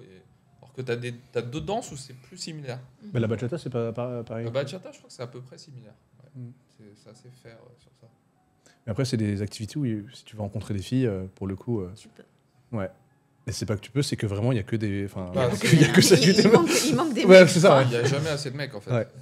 Donc, en parlant d'endroits où rencontrer des. En plus, c'est quelque chose. Enfin, c'est. Généralement, les gens ne boivent pas spécialement quand ils dansent. Ils gagnent que pour ça, quoi. Ouais. Mais genre vraiment, Sylvain et toi, je sais que ça j'aurais beaucoup de bénéfices sur mon mental, mon courage, mais juste ça m'intéresse genre pas du tout, tu vois. Ouais, mais genre je vois les. Plus, là je vais me mettre la communauté des danseurs ados, mais je fais un peu gros PD, je trouve. C'est un peu gay, tu vois, quand je les vois, je suis oh putain. Et moi, surtout Tu trouves pas ça très viril en ouais, fait, c'est pas du tout viril, quoi. Pourtant, c'est eux qui lead. Ouais, ceux qui disent, mais c'est des petits déhanchés, machin. Moi, c'est pas du tout. Par contre, la danse style hip-hop, truc, machin, break, je sais pas quoi, ça, c'est plus stylé, tu vois. Mais c'est pas de chata, ça, truc. C'est une question de goût, hein. Ouais. Mais j'avais jamais regardé des danseurs de près, et je crois, il y a 5 jours, le week-end dernier, on est allé voir notre pote, et du coup, on était à 2 mètres des danseurs. Je fais, ah ouais, non, c'est pas du tout mon truc, quoi. C'est pas assez viril, quoi. Enfin, non, mais c'est parce que Bah, après, c'est toujours une question de. Un préjugé. Oui, bien sûr. C'est déjà un préjugé, mais. C'est une question de est-ce que tu es prêt à accepter de faire quelque chose que tu aimes un peu moins pour développer mais par exemple, un aspect de chez toi, mais comme je t'avais dit aussi la semaine dernière, c'est que moi je serais prêt à prendre une danse, mais une danse solo, tu vois. Tu sais, une danse, je sais pas comment dire, mais pas une danse de couple, quoi. Ouais, moi c'est pareil. C'est plus quelque chose qui me ferait marrer, quoi. En fait, j'aime pas danser à 2. Mais moi, c'est pareil en vrai. Hein. Moi, j'aime. Les activités en groupe où il faut se coordonner avec des gens, pour moi, c'est plus de charge mentale. Tu vois, les sports de groupe, par exemple, j'aime pas trop déjà. Genre basket, foot et tout, j'aime pas trop. Parce que faut se coordonner avec sur les autres. Ça peut être, autant ça peut être de ma faute si l'équipe perd, autant je peux perdre à cause de quelqu'un de l'équipe, tu vois. Et ce côté-là, c'est le principe des sports d'équipe. Mais non, mais donc en truc. Attends, pour passer un petit peu à la seconde partie, justement en. Ah oui, suis la trame. Non mais ça va, la petite digression, elle est logique. Parce que justement, en parlant d'activités où il n'y a que des meufs, la danse en fait partie. Toi, tu organises des retraites aussi, du coup. Comment tu qualifierais ces retraites Alors, c'est des wellness retreats, des retraites bien-être. Pardon. Des retraites bien-être. Ouais. Donc avant, ce que je faisais, c'était principalement des retraites de yoga. Mais là, ma partenaire pour les prochaines, en tout cas pour la prochaine et j'espère les prochaines, c'est vraiment... elle est life coach. Donc elle a introduit plein d'outils pour faire du shadow work, pour connaître ses priorités, pour essayer de trouver son soi authentique. Donc c'est pas axé qu'au yoga comme tu faisais avant, il y a tout un pan... Ouais, mais en plus, c'est très récent. Enfin, vous avez sorti le programme de votre première édition. C'est fin mars, c'est ça? Fin mars, et on a sorti ça il y a une semaine. Ouais. Donc c'est pas il y a du yoga, il y a du yoga quand même. Il y a du yoga. Ouais. Le yoga est un peu le fil conducteur dans chaque retraite qui viendra. Et après, c'est le thème qui va changer, les jeux, Et là, c'est quoi le thème, enfin le truc principal? Trouver son soi authentique. Trouver son soi authentique. Just be. Et c'est dans un endroit stylé, forcément. Tu fais pas ça. C'est quoi, c'est en mode camp? Non, c'est une petite maison au bord du Mekong. C'est loin d'ici? Non, 45 minutes. D'accord. Maximum 10 personnes. Donc petit comité, là où tu te sens quand même assez en sécurité pour te dévoiler. Ah, il y a de la... Il y a des sharing circles. Ouais, des interactions. Ouais. Ok. Ouais. Mais... je crois que ton point, c'était aussi qu'il y a quasiment que des nanas, c'est ça? Surtout dans les trucs que tu as organisés avant, avec Siemri, quand tu t'organisais d'autres... Oui, c'est souvent que des... Souvent, c'est que des nanas, mais... peut-être parce que les mecs n'osent pas faire le non, mais il y a forcément une raison. Après, là, c'est vraiment en mode... pas développement... Pas développement personnel, mais il y a un aspect... C'est du développement personnel. C'est marrant parce qu'à Sophie, on se disait... Enfin, moi, je sais que faire un truc comme ça me ferait grand bien. Enfin, que ce soit yoga, peu importe. Un truc, juste une retraite, peu importe la thématique, j'en ai jamais faite, ça me ferait un grand bien. Mais je pense qu'il faut y aller vraiment dans un endroit où tu connais personne.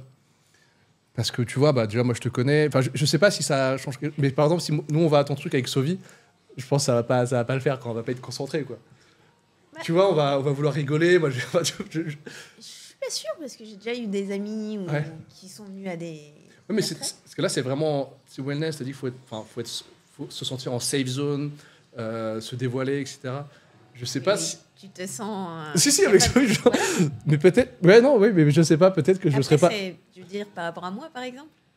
Je me demande, parce qu'en fait, comme j'en ai jamais fait... Après, encore une fois, le programme est vraiment designé, le lieu et l'atmosphère est designé pour qu'une fois que tu te retrouves là-bas, tu te sens déjà dans un safe space. Alors, après, j'ai jamais fait d'expérience... L'expérience, c'était ma partie 2, justement, c'est l'expérience spirituelle, dans le sens large du terme. Tu vois, Sophie, il a fait Vipassana. Ouais. C'est quand même assez extrême. Extrême, c'est à un niveau assez advanced pour moi en termes de... moi, je peux pas... J'en ai jamais fait. C'est extrême, Vipassana. Vas-y, raconte un peu. Vas-y. Juste pour resituer... toi, tu vois ce que c'est, Vipassana? Oui, je sais. En fait, c'est une retraite méditative de 10 jours où tu n'as pas le droit de parler aux gens. Tu es autorisé seulement à communiquer avec ton enseignant. T'as même pas le droit de regarder les autres dans les yeux, non? T'as pas le droit de eye contact les gens. T'as pas le droit d'avoir d'interaction. Tu fais 8 heures de méditation par jour. Et c'est souvent dans un temple, un ashram ou quoi que ce soit. Il y en a dans tous les pays du monde. Donc pour ceux que ça intéresse, vous pouvez aller sur le site de... Tapez Vipassana sur Google. En fait, il y a un centre dans chaque pays du monde. Ouais. C'est gratuit, c'est sur donation. La contrainte, c'est que faut pouvoir libérer 10 jours de sa vie où t'es coupé, bah t'as même plus ton portable en fait. Ouais, t'es complètement coupé du monde. Ouais. T'as plus ton portable, t'as même pas le droit d'avoir des livres. Tu n'écris pas, je crois aussi. C'est normalement t'as pas le droit d'écrire et t'as pas le droit de lire, mais moi on a eu pitié de moi. Je parlerai de ça plus tard. On t'a donné un crayon, tiens. Mais en gros, voilà, en fait tu médites, c'est comment on appelle ça, c'est censé être l'enseignement du vrai Bouddha. Donc parce que pour rappeler, enfin à mon sens, la religion bouddhiste, c'est une religion qui est dérivée de l'enseignement de Bouddha, mais c'est pas Bouddha lui-même qui a dit faites une religion. Ouais. Oui. Et Vipassana, en fait, c'est vraiment les vrais enseignements de Bouddha. D'accord. Qui te dit que les émotions sont temporaires et que tout passe. Et moi j'ai fait ça il y a quoi, ça fait un petit moment maintenant, ça doit faire peut-être 6 ou 7 ans. C'était un des trucs les plus durs de ma vie. C'était où? J'ai fait ça en Inde. J'ai fait ça en Inde et il faisait chaud. C'est de là que vient son traumatisme. Pour la chaleur. Il faisait chaud et à l'époque, j'étais pas accoutumé à la chaleur. Bah, c'était la période où je venais de rentrer en France. Enfin, j'étais déjà rentré en France et je vivais plus ici en fait. Et j'arrive comme ça de France et je dois dormir. Il n'y a pas la clim, il n'y a pas de ventilo. J'ai fait sur les 10 jours, je crois que les 5 premières nuits, j'ai pas dormi. Oh. J'ai fait que des nuits blanches. Et après, pour la méditation, c'était dur, non? Bah, je méditais je me suis endormi quelques fois. Ouais. Puis 8 heures de méditation par... Enfin, je n'arrive pas à réaliser... Tu fais des breaks, hein. C'est pas 8 heures. Oui, c'est pas 8 heures d'un coup. Bien sûr, mais tout de même, moi... Enfin, ouais, c'est quand même long, quoi, même, en cumulé. Après, t'es guidé, non? C'est ça? Il y a un monsieur qui... Pas tout le temps, je crois. En fait, t'as un audio. T'as un audio qui te dit quoi faire. Je suis pas censé raconter comment ça se passe, mais en gros, il y a plusieurs étapes. Et c'est pour te mener à pouvoir méditer par toi-même à la fin. T'as des techniques, en fait. T'as des techniques de méditation sur quoi tu dois te concentrer, ce qu'il faut faire dans tes pensées, etc. Et c'est séparé aussi entre les hommes et les femmes, donc les hommes d'un côté et les femmes d'un côté. Tu manges végétarien, bon ça c'est pas très grave. On parlera de ça après. Et je crois qu'en fait t'as aussi... Il y a 2 niveaux aussi. Quand c'est la première fois que tu y vas, c'est le niveau easy en fait, donc t'as le droit d'avoir un matelas sur lequel dormir et t'as le droit de manger 2 fois. En fait, t'as ton déjeuner et t'as un goûter. D'accord. Et quand tu es en mode advance, quand c'est au moins la 2e fois, t'as pas de matelas, tu dors sur le bois en fait. T'es allé 2 fois? Non, je suis allé qu'une fois. D'accord. et le 2e repas, en fait, tu l'as pas. Donc c'est... Je sais pas si je peux... après, je sais pas si j'ai envie de le faire. En fait, c'est ça déjà. La raison pour laquelle j'y suis allé, c'est que j'avais rencontré une personne qui l'avait fait et m'avait... décrit ça comme un peu une opération chirurgicale, tu vois, au niveau de l'esprit. Et moi, à cette époque-là, je ne savais pas trop méditer encore, et j'ai commencé à méditer en allant là, ici, à Wat de Lanka. Ok. Wat de Lanka, tu sais, ils font des sessions de 1 heure le lundi, mercredi, samedi. Et à partir du moment où j'ai réussi à méditer 1 heure, je me suis dit, c'est bon, là, je suis chaud, là je peux méditer. Et j'ai commencé à faire des 1 heure, faire des 2 heures tout seul, tu vois. Et là, je me suis dit, bon, vas-y. Là, il y a eu un moment dans ma vie où j'ai pu libérer justement 10 jours. Et je me suis dit, j'ai quand même peur d'y aller, mais vas-y, on y va. Et au moins, tu vois, en fait, j'essaie d'oublier la peur et d'y aller quand même. Donc, je me suis un peu forcé à y aller. Et je suis allé, j'ai souffert ma race, quoi. Mais t'es content de l'avoir fait? Je suis très content de l'avoir fait. J'ai voulu m'enfuir, hein. Parce que tu sais que quand... Prison break. Ouais, ça fait un peu... Il a repéré l'hôtel le plus proche. Quand tu vas là-bas, en fait, ils gardent ton passeport. Non. Il garde ton passeport et il garde toutes tes affaires. Mais c'est pas possible, ça. T'es sérieux? Non, mais après, si vraiment ça va pas, ils te le rendent. Mais, c'est pour te pousser à vraiment pas... En fait, ils savent qu'au bout d'un moment, le mental va vouloir partir. Et donc, en fait, il y a un peu de friction et tu te dis, bon, vas-y, je vais... Mais contre toi-même, ouais. Bah, c'est ça, en fait. C'est... Parce que si t'avais ton passeport, ton sac tout fait, je pense que t'aurais je m'en serais barré de ouf. Je serais parti jour 1, je pense. Hein. Non, mais vraiment. Après la première nuit blanche. Après la première nuit par blanche, contre, moi, juste, je sais pas... Mais par contre, au niveau du setup, ce serait pas trop demandé d'avoir une clim, quoi. Non, le but, c'est de ne... d'enlever le confort. Ouais, c'est un peu ça aussi. Ouais. C'est, parce que tu te rends compte qu'en fait, tes besoins, ils sont conditionnés par toi-même, en fait. Mais pour dormir, la température, c'est 18 degrés. Hein. Oui, non, mais ça... En Inde, s'il fait 30 degrés la nuit... Ça, je suis d'accord, mais après... Il y en a plein qui le font sans clim, donc... Non, mais c'est parce que les Indiens, ils sont habitués à la chaleur plus élevée aussi. Si c'était à refaire, je le ferais genre en Suède, tu vois. Il est trop froid. Ouais, mais trop froid, moi, ça me va. T'as des couvertures, au moins? Ouais, je pense. Enfin, je me suis pas renseigné pour... Non, mais c'est vrai que c'est pas con de le faire dans un pays où il fait pas chaud de ouf, quoi. Enfin, température... Tu le fais en France, très bien. Oui, au printemps. En France, pendant le printemps, ouais. Mais la liste d'attente en France, j'avais regardé à l'époque, il y avait pas de place. Moi, j'avais le premier truc pour lequel j'avais appelé, c'était la Mongolie. Il y avait de la place. Mongolie? Ouais. Mais j'ai pas pu faire mon visa à temps. Du coup, il y a eu l'Inde et l'Inde, j'ai pu faire mon visa et du coup, je suis allé en Inde. Ok. Et c'était quoi mon point? Ouais, mon point, c'était en fait, au début, t'as envie de partir. Tu souffres et moi, comme on était autorisé à parler seulement aux teachers, moi de base, tu sais, je parle pas beaucoup aux gens. Hein. Mais là, putain, le teacher, je l'ai saoulé. Hein. Je vais parler, mais tout le temps. Parce que je... Mais quoi, tu lui disais, ouais, je me sens pas très bien. Tu lui dis pas, ouais, ça va, tu viens d'où, en fait, ta famille de quelle région? Non, parce que vu que je dormais pas, j'ai envie de rentrer, en fait. Et lui, il me disait des trucs du style, ouais, mais en gros, si tu as des difficultés dans ta vie et que tu fuis comme ça, tu vas jamais avancer, en fait.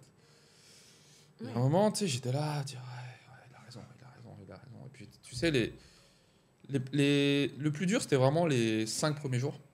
C'est quand même moitié. Parce que quand tu as passé les 5, après, tu te dis, ouais, tu vas pas abandonner maintenant, tu vois. Et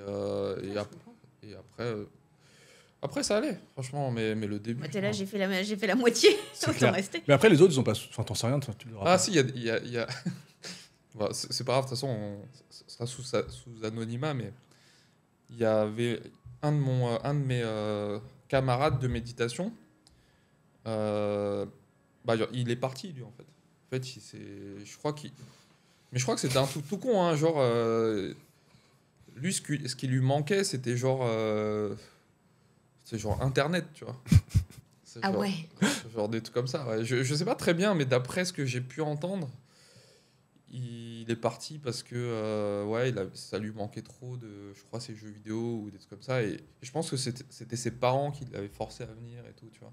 Ouais. C'est extrême. Bah, déjà, si tu viens pas par toi-même... Ouais, si tu viens pas par toi-même, je pense que c'est exactement... C'est une mauvaise base.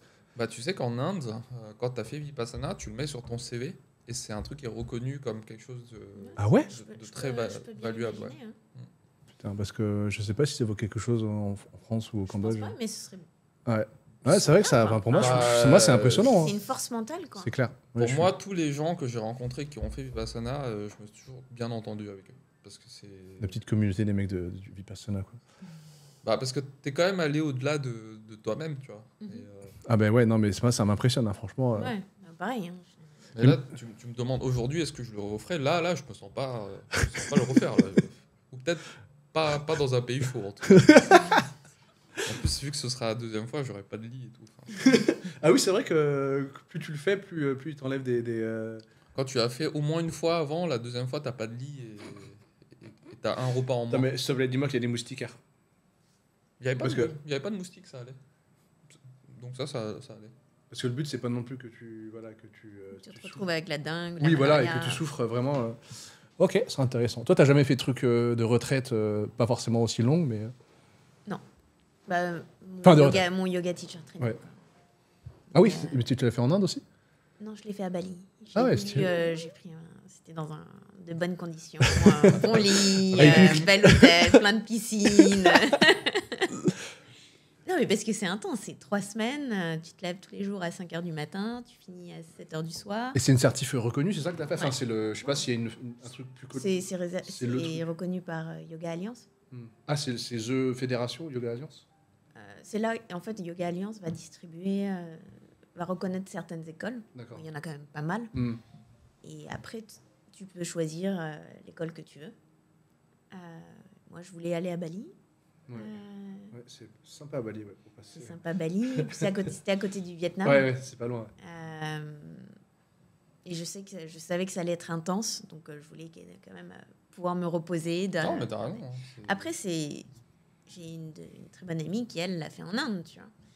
Et pas de clim, etc. Elle a très bien vécu. Et c'est l'expérience qu'elle recherchait. Ouais, mais après, toi, ce que tu recherchais, c'est d'avoir l'assertif. C'est ça. Et après, ce que je voulais aussi, c'est d'avoir un... D'ailleurs, l'école s'appelait East-West Yoga. Je voulais vraiment ce mélange de... Ah, la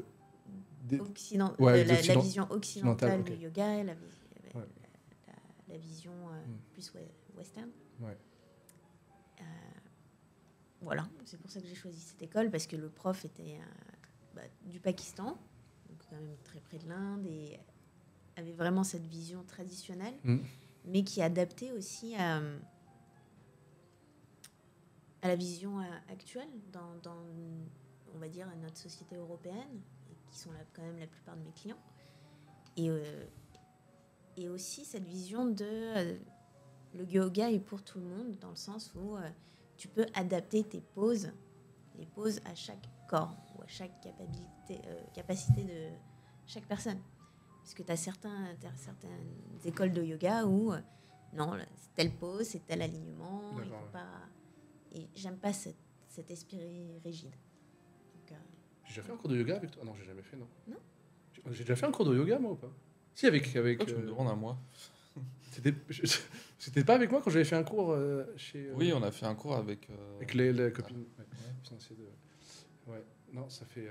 ouais. Mais moi, en tout cas, en termes d'expérience spirituelle, déjà, moi, j'ai du mal à me dire médite 15 minutes par jour. Commence par ça. Faire. Ouais, je pense que... Commence par ça, même par un. Ouais.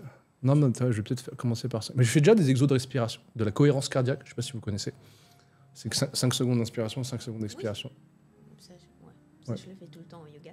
Ouais, non, moi je me mets une petite playlist. Enfin, j'ai un truc, c'est la cohérence cardiaque. C'est une sorte de méditation. Ouais, c'est une technique de méditation. Ouais. Tu peux utiliser la respiration pour te guider.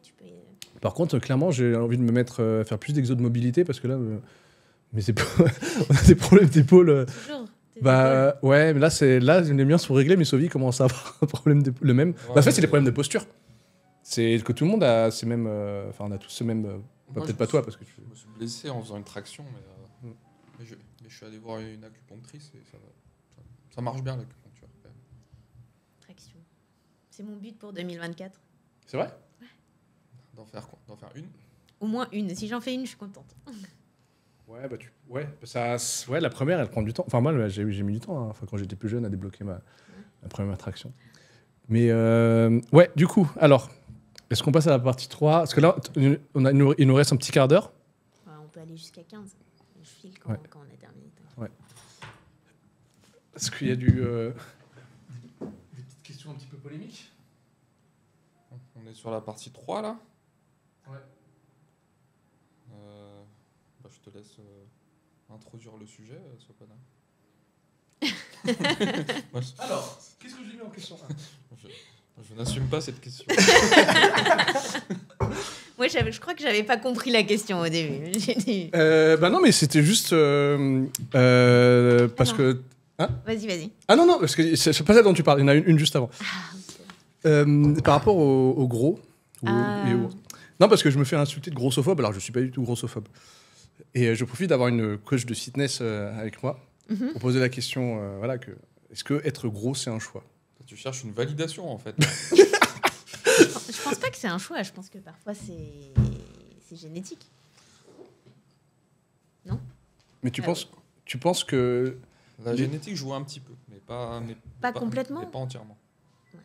Enfin, je t'avoue que j'ai pas trop d'avis dessus. Je pense qu'on peut faire tous des efforts et qu'il y en a plein qui... Oui, mais est-ce que tu penses que... Parce qu'il y a certains gros qui disent que... Pardon, je parle franchement, mais il y a certaines personnes en surpoids qui disent que c'est pas leur faute, c'est leur génétique. Mais je veux dire, s'ils mangent 3000 calories par jour, ça, oui, c'est d'accord, mais est-ce que... Voilà.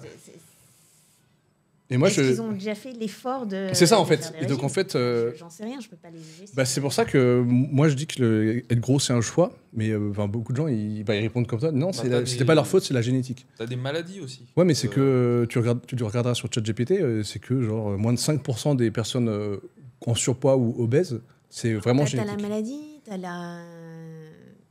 t'as des gènes, et après, t'as aussi plein d'autres facteurs comme le stress, etc., qui peut énormément jouer sur ton poids. Enfin, moi, je sais que pendant très longtemps, je suis revenue quand ? Il y a 1 an et demi, j'avais 13 kilos en plus. Ah bon ? Ouais. Là, t'as perdu 13 kilos depuis... Depuis que je suis revenue, ouais. Ah, d'accord. Et pourtant, j'ai pas...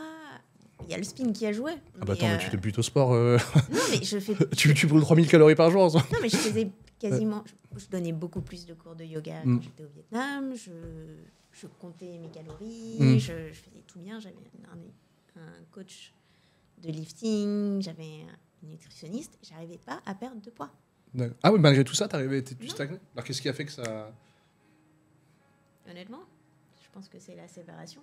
Parce que j'étais dans une relation qui me causait trop de stress. Ah, bien sûr. Et je pense vraiment que ça, c'est... Ouais, mais après, tu vois, c'est là où je reviens. Bon, on en revient, c'est pas le même débat, mais parce que t'as fait le choix de... Enfin, t'as fait le choix d'être attaché à cette relation qui t'a généré du stress. Bon, voilà. C'est pas vraiment un choix. D'avoir été oui, mais... grosse. Oui, non, mais c'est faire le choix de rester attaché à des choses ou des personnes qui te génèrent du stress en sachant... Je pense que tu le sais pas forcément quand tu es dans la relation. Tu le sais pas. Parce que tu es amoureux, tu es amoureuse. Bien sûr, c'est vrai que tu sais pas. Ouais. C'est le syndrome de Stockholm. Hein. Ouais.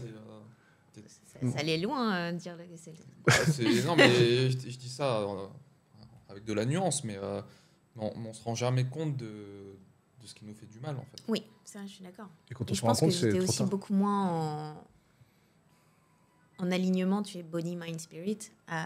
J'arrivais beaucoup moins à voir ce qui n'allait pas. Ce qui n'allait pas, ouais. Donc depuis, j'ai fait quand même beaucoup de chemin et que maintenant, j'arrive à voir quels vont être les triggers, etc.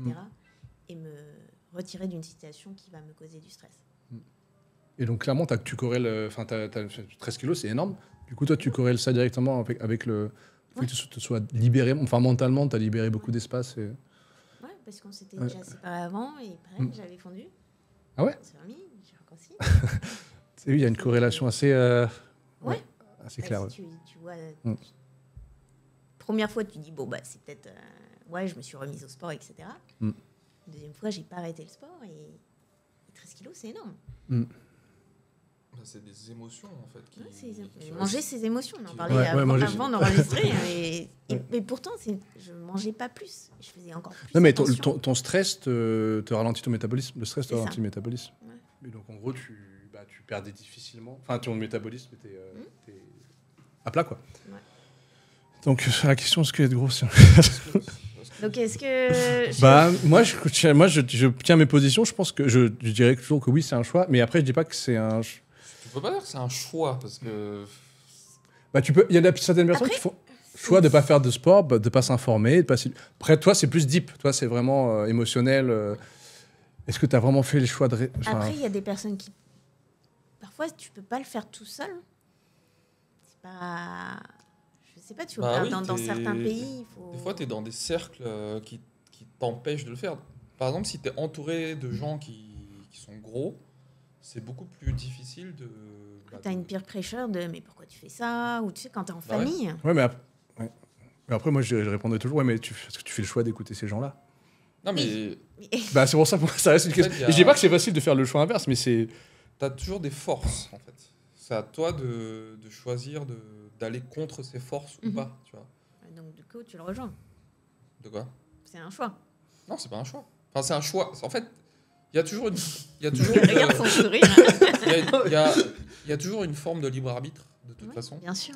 Maintenant, ce libre arbitre, c'est quoi le poids qu'il a? Ça dépend vraiment de ta force de caractère. Si t'as pas de chance si t'as pas la chance d'avoir de la force de caractère, c'est dur. Et c'est même limite pas possible parfois.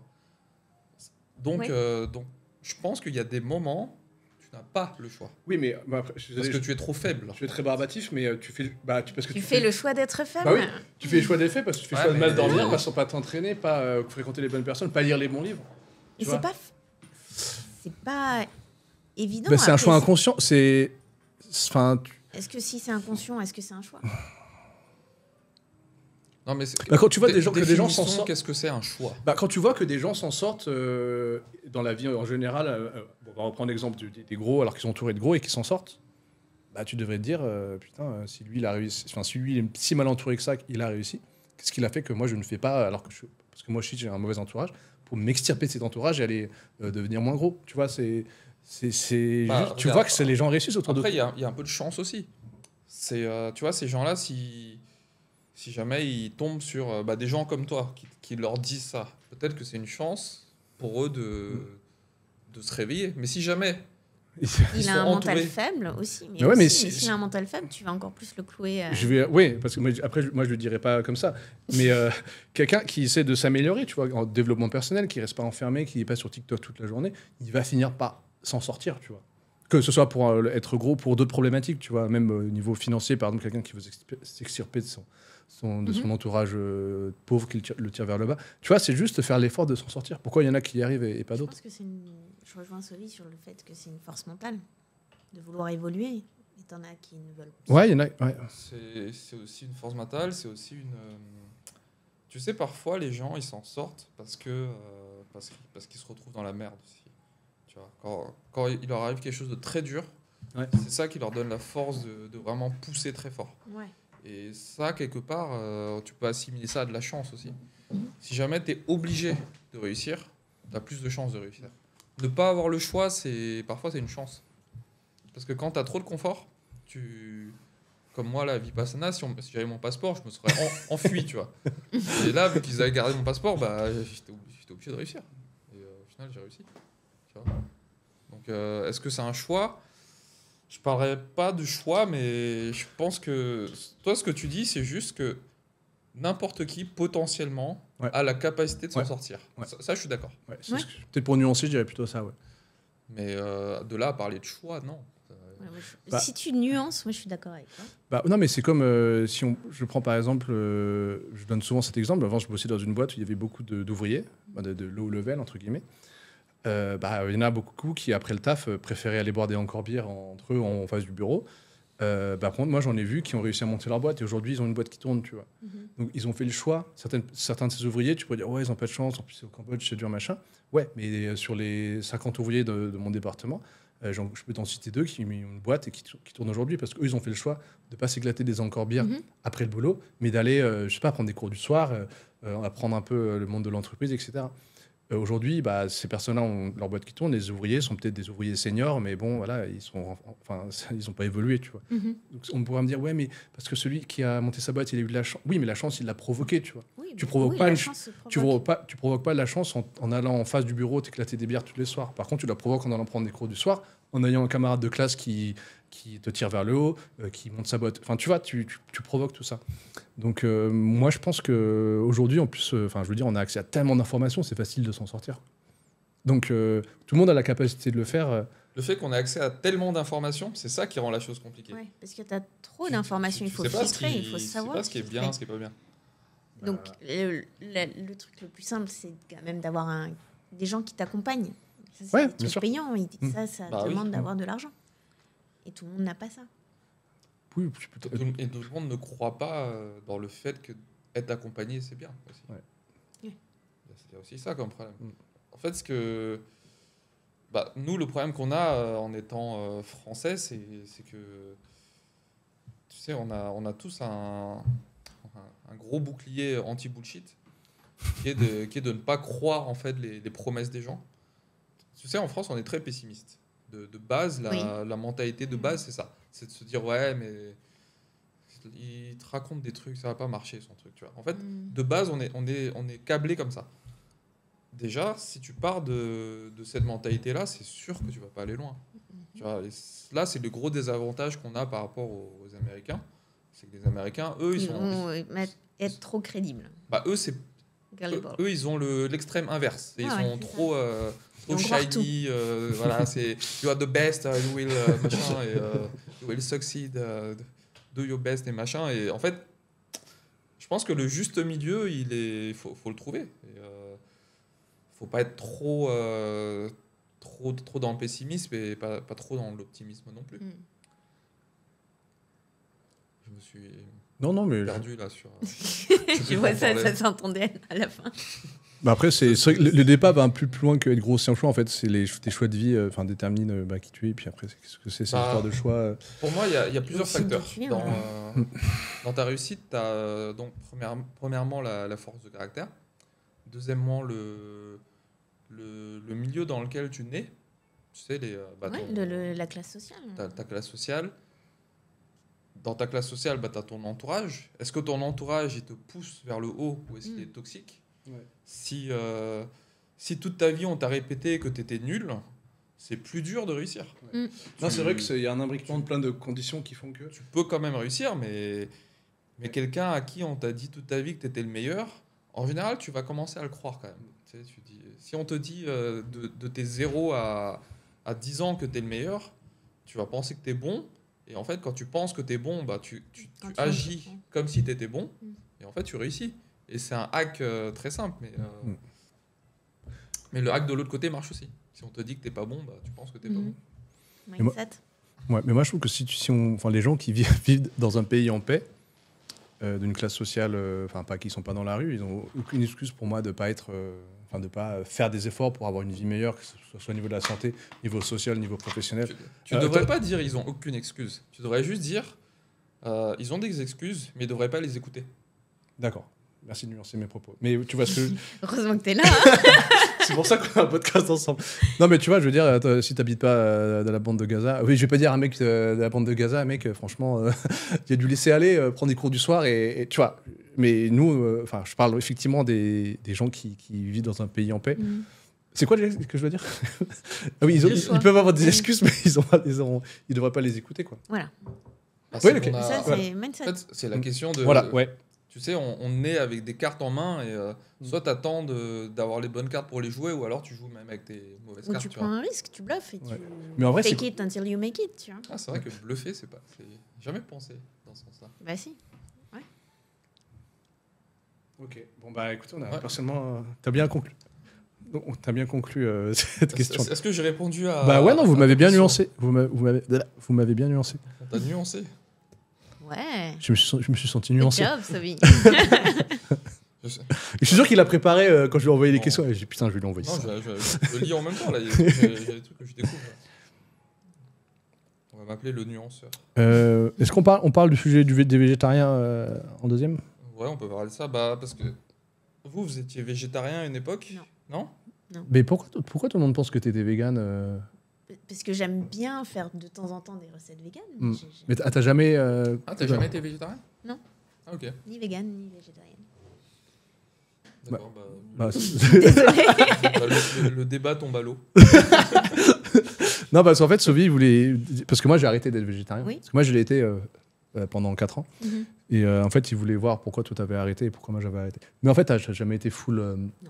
T'as jamais arrêté. Donc, je vais répondre tout seul. Voilà. Moi, j'ai arrêté... Avec de la nuance. Non, parce que moi, en fait, ma motivation principale... Bon, en gros, c'est soit pour l'environnement, soit pour l'éthique animale, soit pour les raisons de santé, soit pour... voilà, en gros, c'est les trois triggers principaux. Moi, c'était vraiment beaucoup pour le trigger environnemental. Je me suis dit, je vais faire des efforts quand même. Et en fait, voilà, ça a été vraiment mon trigger. Maintenant, après 4 ans... J'ai toujours aimé la viande. Hein, même j'en ai mangé par accident. Enfin... Accident ou juste...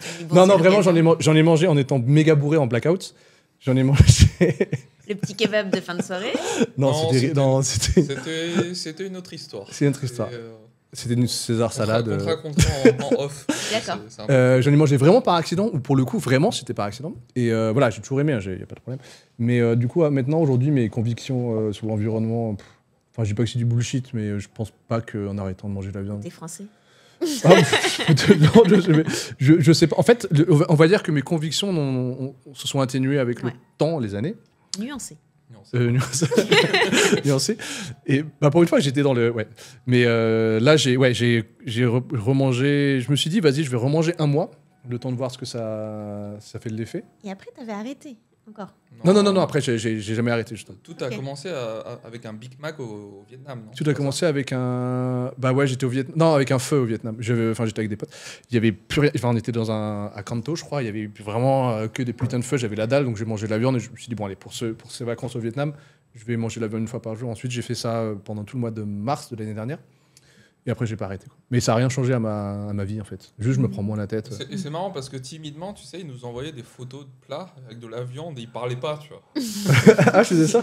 Et ils disaient rien, il y avait juste des photos comme ça. Moi, j'étais là. Ouais. Bah, ça m'a fait un peu bizarre de devoir avouer que j'ai arrêté. C'est pas comme... Enfin, il y en a, bien sûr, mes gros potes un peu bêtes, ils ont dit, ouais, c'est un aveu... Enfin, t'es faible, t'as pas tenu, quoi. Non, mais c'est que j'avais des convictions qui ont changé, quoi. Et du coup, voilà pourquoi j'ai arrêté principalement. Là, non, je compte pas arrêter. Par contre, j'avoue, je fais pas du tout gaffe. Là, j'ai ma cuisinière, elle m'achète des produits locaux, je pense. Oui, je préfère. Oui, je vais pas. Si j'ai le choix entre une pièce de bœuf qui vient d'Australie, une pièce de bœuf qui vient de. Oui, je vais préférer. Enfin, je vais acheter la meilleure, quoi. Mais je veux dire, je vais pas exprès. Voilà, je suis pas un viandard. Voilà. Mais par contre, je mange de la viande tous les jours, à tous les repas maintenant.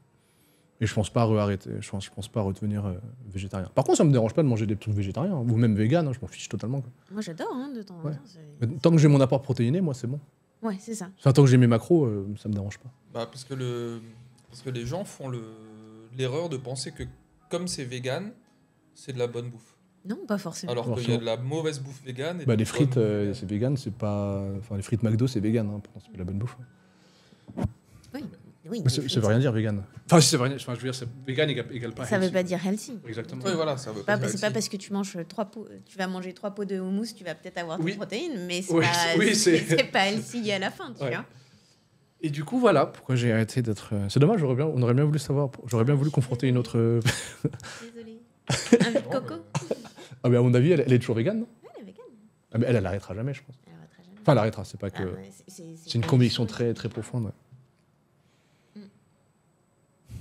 Ok, bon, est-ce qu'on on parle du troisième point ou pas?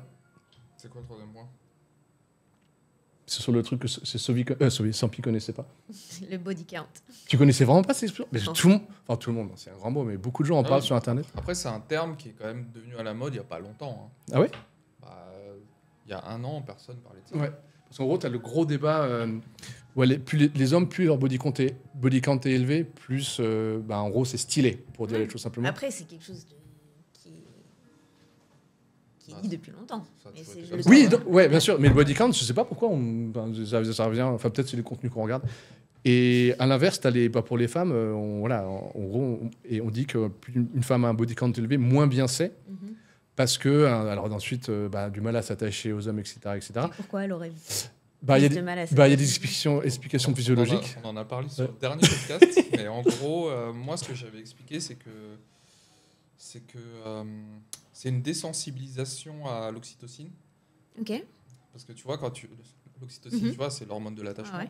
Et qu'à chaque fois que tu te sépares en fait de quelqu'un, même si c'est un attachement de une journée, tu te désensibilises en fait. Ça devient de moins en moins grave de te séparer de quelqu'un.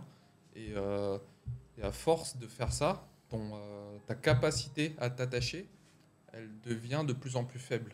D'accord. C'est la théorie scientifique que pas mal de gens qui sont sur cet avis-là décrivent. Okay.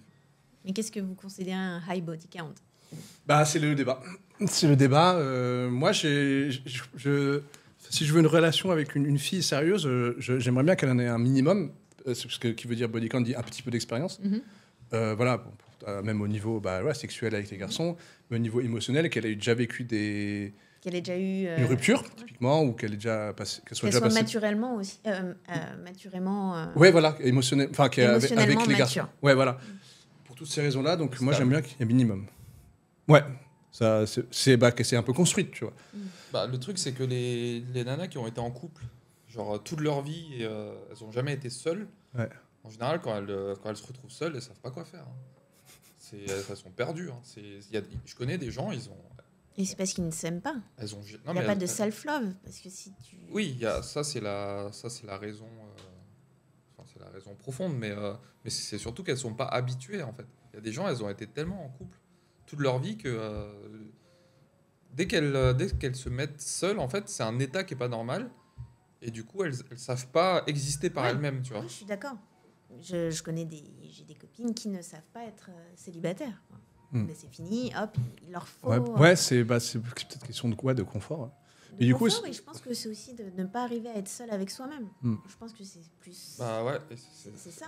Et tu peux pas être seul par toi-même parce que tu n'apprécies pas ta propre... Ah, mais ça, moi, je te rejoins sur ce point-là. Et en méditation, c'est ce que tu apprends le plus. C'est à te confronter à toi-même. Ouais. Et plus tu es confortable. Parce qu'au début, on n'aime pas... La méditation, c'est dur. Pourquoi ? Parce que tu es seulement avec toi-même. Tu es seul. Tu apprends à apprécier ta propre compagnie. Voilà. Et c'est ça qui est top. En fait, quand tu développes un peu ce truc-là, en fait, tu es trop content d'être seul. Enfin, moi, j'adorais. Je crois que nous, tous les trois, on aime bien être... Enfin, je pense qu'on est plutôt introvertis. On est un peu horrible. Ma solo life. Mais moi, d'ailleurs, nous, on part à Taïwan pendant 10 jours ensemble. Ah, mec... Moi, tu me laisses tranquille. Hein, non, mais il y a des jours où je n'aurais pas envie de voir ta gueule. On a un appart assez grand pour pas se croiser. Des champs. Moi, je trouve qu'effectivement, c'est important de savoir être seul. Ouais. Je trouve que c'est super important. Et après, si tu veux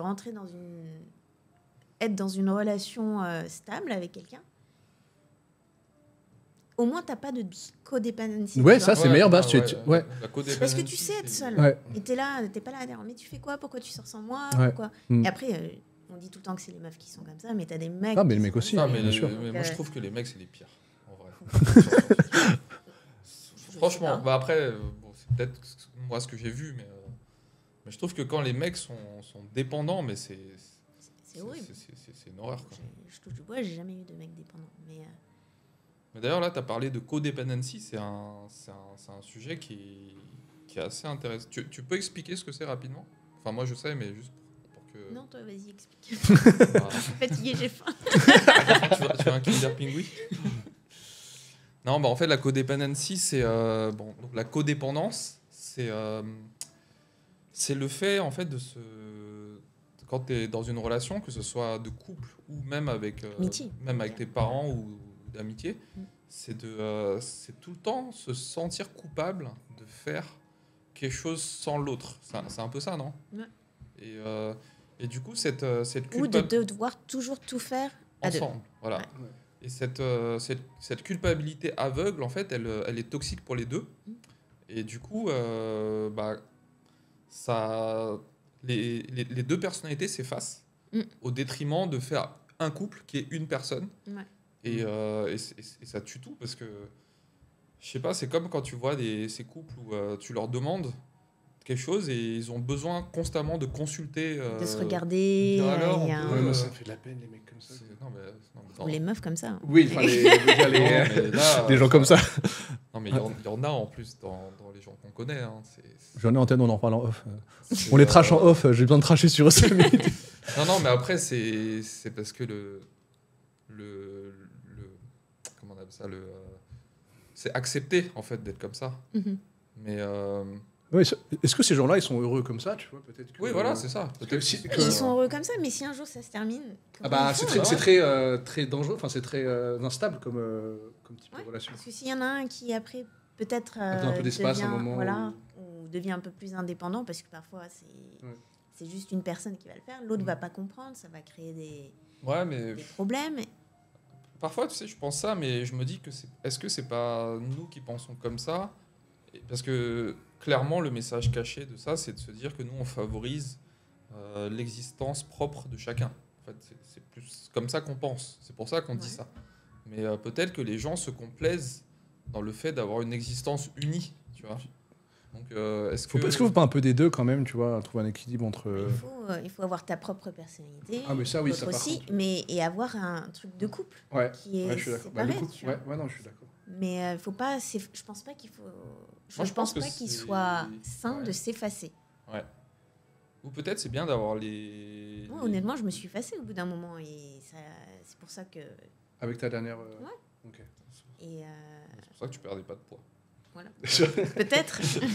Mais j'ai eu... Ces dernières années, j'ai l'impression de me... Raffirmer de me reconnaître. De remanifester ton existence. C'est un peu extrême quand même, parce que ça reste une bonne personne, tu vois. Ouais. Mais, tu t'es perdu un petit peu dans le process. Après, je pense que c'est quelque chose de très naturel. Il faut juste avoir gardé l'œil dessus, quoi. Parce que ça peut arriver sans t'en rendre compte. Du coup, pour ta prochaine relation, tu seras armé dans le sens où... Je pense. Enfin, pas armé dans le mauvais sens, hein, mais tu seras un peu sur tes gardes, quoi. À pas trop te perdre dans le process de construire... Sur tes gardes, c'est quand même très... Je resterai en observation, de voir quels sont les shifts dans ma personnalité, dans mes... Mais des fois, tu le vois pas, parce que t'es aveuglé, Non, mais tu sais maintenant. Maintenant, je sais. Oui, mais enfin, je veux dire, maintenant, tu sais, mais quand ça t'arrive, quand on en parlait, quand l'environnement prend de la place... Et aussi, tu as la honeymoon phase. Oui, la honeymoon phase qui fait que... Et puis surtout, on t'éduque pas à ça. Quand tu es jeune, quand tu tombes amoureux et tu te laisses porter par le truc. Après, ça, c'est une grosse tendance que j'ai. C'est toujours de me laisser aller, tu vois, de pas... Je suis un peu un bélier dans le sens où je vais tête baissée. Mais t'es bélier, je sais... C'est ton signe ? Non, je suis Gémeaux. Mais je suis une fonceuse. J'aime pas me mettre des barrières, donc que ce soit en amitié ou vers ma famille ou en relation, j'aime bien y aller tout donner. Mais c'est juste que maintenant, je sais quelles sont mes tendances. Oui, parce que t'as appris de tes, pas voilà. de tes erreurs, mais de tes expériences. L'expérience, ouais. Connaître tes tendances, c'est une bonne chose. En fait, tu sais quels sont tes patterns de comportement. Ouais. Tu vois, tout à fait. Moi aussi, j'ai beaucoup fait ça j'ai appris à déceler en fait les séquences d'action qui me mettaient dans des situations dans lesquelles j'allais être en difficulté. Et en fait, je les vois venir maintenant. Ouais, quand il y a des trucs qui sait que il m'arrive ça sent pas bon ça, parce que ça, là, si ça m'arrive, moi je vais partir en couille, donc hop. C'est ça. Là, non. Tout à fait. Et ça, c'est trop bien de voir ça en fait. Parce que ta vie est bien après. Tu t'évites tous les trucs de merde, quoi. Les patterns destructrices. Bon, donc je sais pas si j'ai répondu à ta question, mais... Quoi, la question à la base, c'était sur le body count. Ah ouais, on est allé loin. Non, mais ta question, c'est qu'il y a un body count trop élevé. Trop élevé, je sais pas. Trop minimum, oui. Maximum, je sais pas. Moi, je m'étais jamais posé la question avant qu'on l'évoque. Mais toi, par rapport à ton histoire de désensibilisation, mais c'est vraiment étudié. Hein. Enfin, c'est vraiment très étudié. Je te crois. Après, après, entre la théorie et la réalité, voilà, il y a peut-être des différences. Cette théorie te donne une tendance, mais c'est pas la vérité absolue pour tout le monde. Parce qu'il peut très bien y avoir des femmes qui, avec un body count élevé, peuvent rester très attachées à leur homme. Bien sûr. Il n'y a pas de problème avec ça. Ouais, c'est une théorie, c'est statistique, tendance, quoi. En fait, mais elle fait du sens, en tout cas. Enfin, les explications scientifiques, entre guillemets, font du sens. Ouais, après, je peux le comprendre, genre... Parce qu'à chaque rupture, tu te refermes un peu plus sur toi-même, tu as moins tendance à vouloir t'attacher. Ouais. Donc après, si tu travailles sur toi-même, ce côté émotionnel, tu peux le mettre de côté et te dire, c'est pas parce qu'il m'est arrivé ça une fois que... Ouais, non, tout à fait. Ouais. Mais c'est très, très étudié, cette histoire de body count et le sur les taux de divorce et compagnie. Enfin, voilà. Ok. Mais bon, moi, je m'étais jamais vraiment posé la question très sérieusement. Mais du coup, depuis qu'on en parle, je me dis, ouais, putain, ça me trotte, quoi. Le nombre élevé peut te donner un indice, mais... Il faut aller au feeling. Voilà, c'est ça. En fait, tu vas chercher la vérité dans ce que tu ressens. Ouais. Tu vois, tu vas pas juger, en fait, quelqu'un sur des stats. Bien sûr. Parfois, c'est vrai, parfois, c'est pas vrai. Et la meilleure façon de découvrir, c'est de découvrir cette personne. Et d'aller poser des questions. De toute façon, je ne vais pas demander en date, t'as combien de counts. Ouais, mais à cause de ce qui se passe sur les réseaux, j'ai l'impression que les gens le font maintenant. Ouais, ça... subtilement... Après, le truc, c'est complètement... Oui, de toute façon, on mentira toujours. De toute façon, on mentira toujours. Moi, je fais toujours en x3 sur mon body count pour avoir l'air plus... Les filles font... Oui, en fait, la théorie dit que les garçons multiplient et les filles divisent. Ok. Ok, et je crois que Sampi, tu dois peut-être. On va écourter le podcast. En tout cas, c'était cool de t'avoir. Merci de m'avoir invité. Ça fait 2 heures qu'on tourne. Hein. C'est passé très très vite. C'était super cool.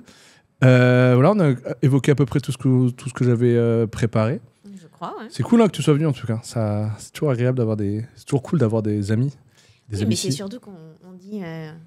On va aller faire un truc ensemble. En plus, on doit toujours faire des lunchs et des trucs ensemble, on le fait jamais. Donc... Mais en vrai, ce podcast, moi, ça me permet juste de catch up avec des amis. Genre, on se fait un lunch, on vient au podcast. Mec, c'est trop pratique. En fait, en dehors du podcast. C'est trop pratique, ça. Des mecs qui veulent la catch up, viens sur le podcast, c'est bon. Bon, en tout cas, c'était cool. Merci d'être resté jusqu'au bout. J'espère que tu as passé un bon moment. C'était super sympa. Ouais. Tu peux donner un mot pour la fin? Le mot de la fin. Le mot de la fin pour que les gens qui ont écouté jusqu'au bout le mettent en commentaire. Il y en a commentaire. quelques-uns qui le font quand même, on les remercie. Un mot qui reflète bien la session podcast. Au feeling, le premier mot qui vient à l'esprit. Un goût de ketchup. Tu dis quoi? Un goût de ketchup. En 2 mots? Ouais. Un goût de ketchup. Un goût de ketchup. Ok, non mais c'est très bien. C'est une expression. Non mais parce que ça fait longtemps qu'on s'est pas vu. Oui, en plus c'est vrai. On se voit en coup de vent et c'est aussi pour ça que je suis venue parce que. Au final c'était super. Ouais. Ok, top. En plus moi j'ai. Toi aussi t'as un call.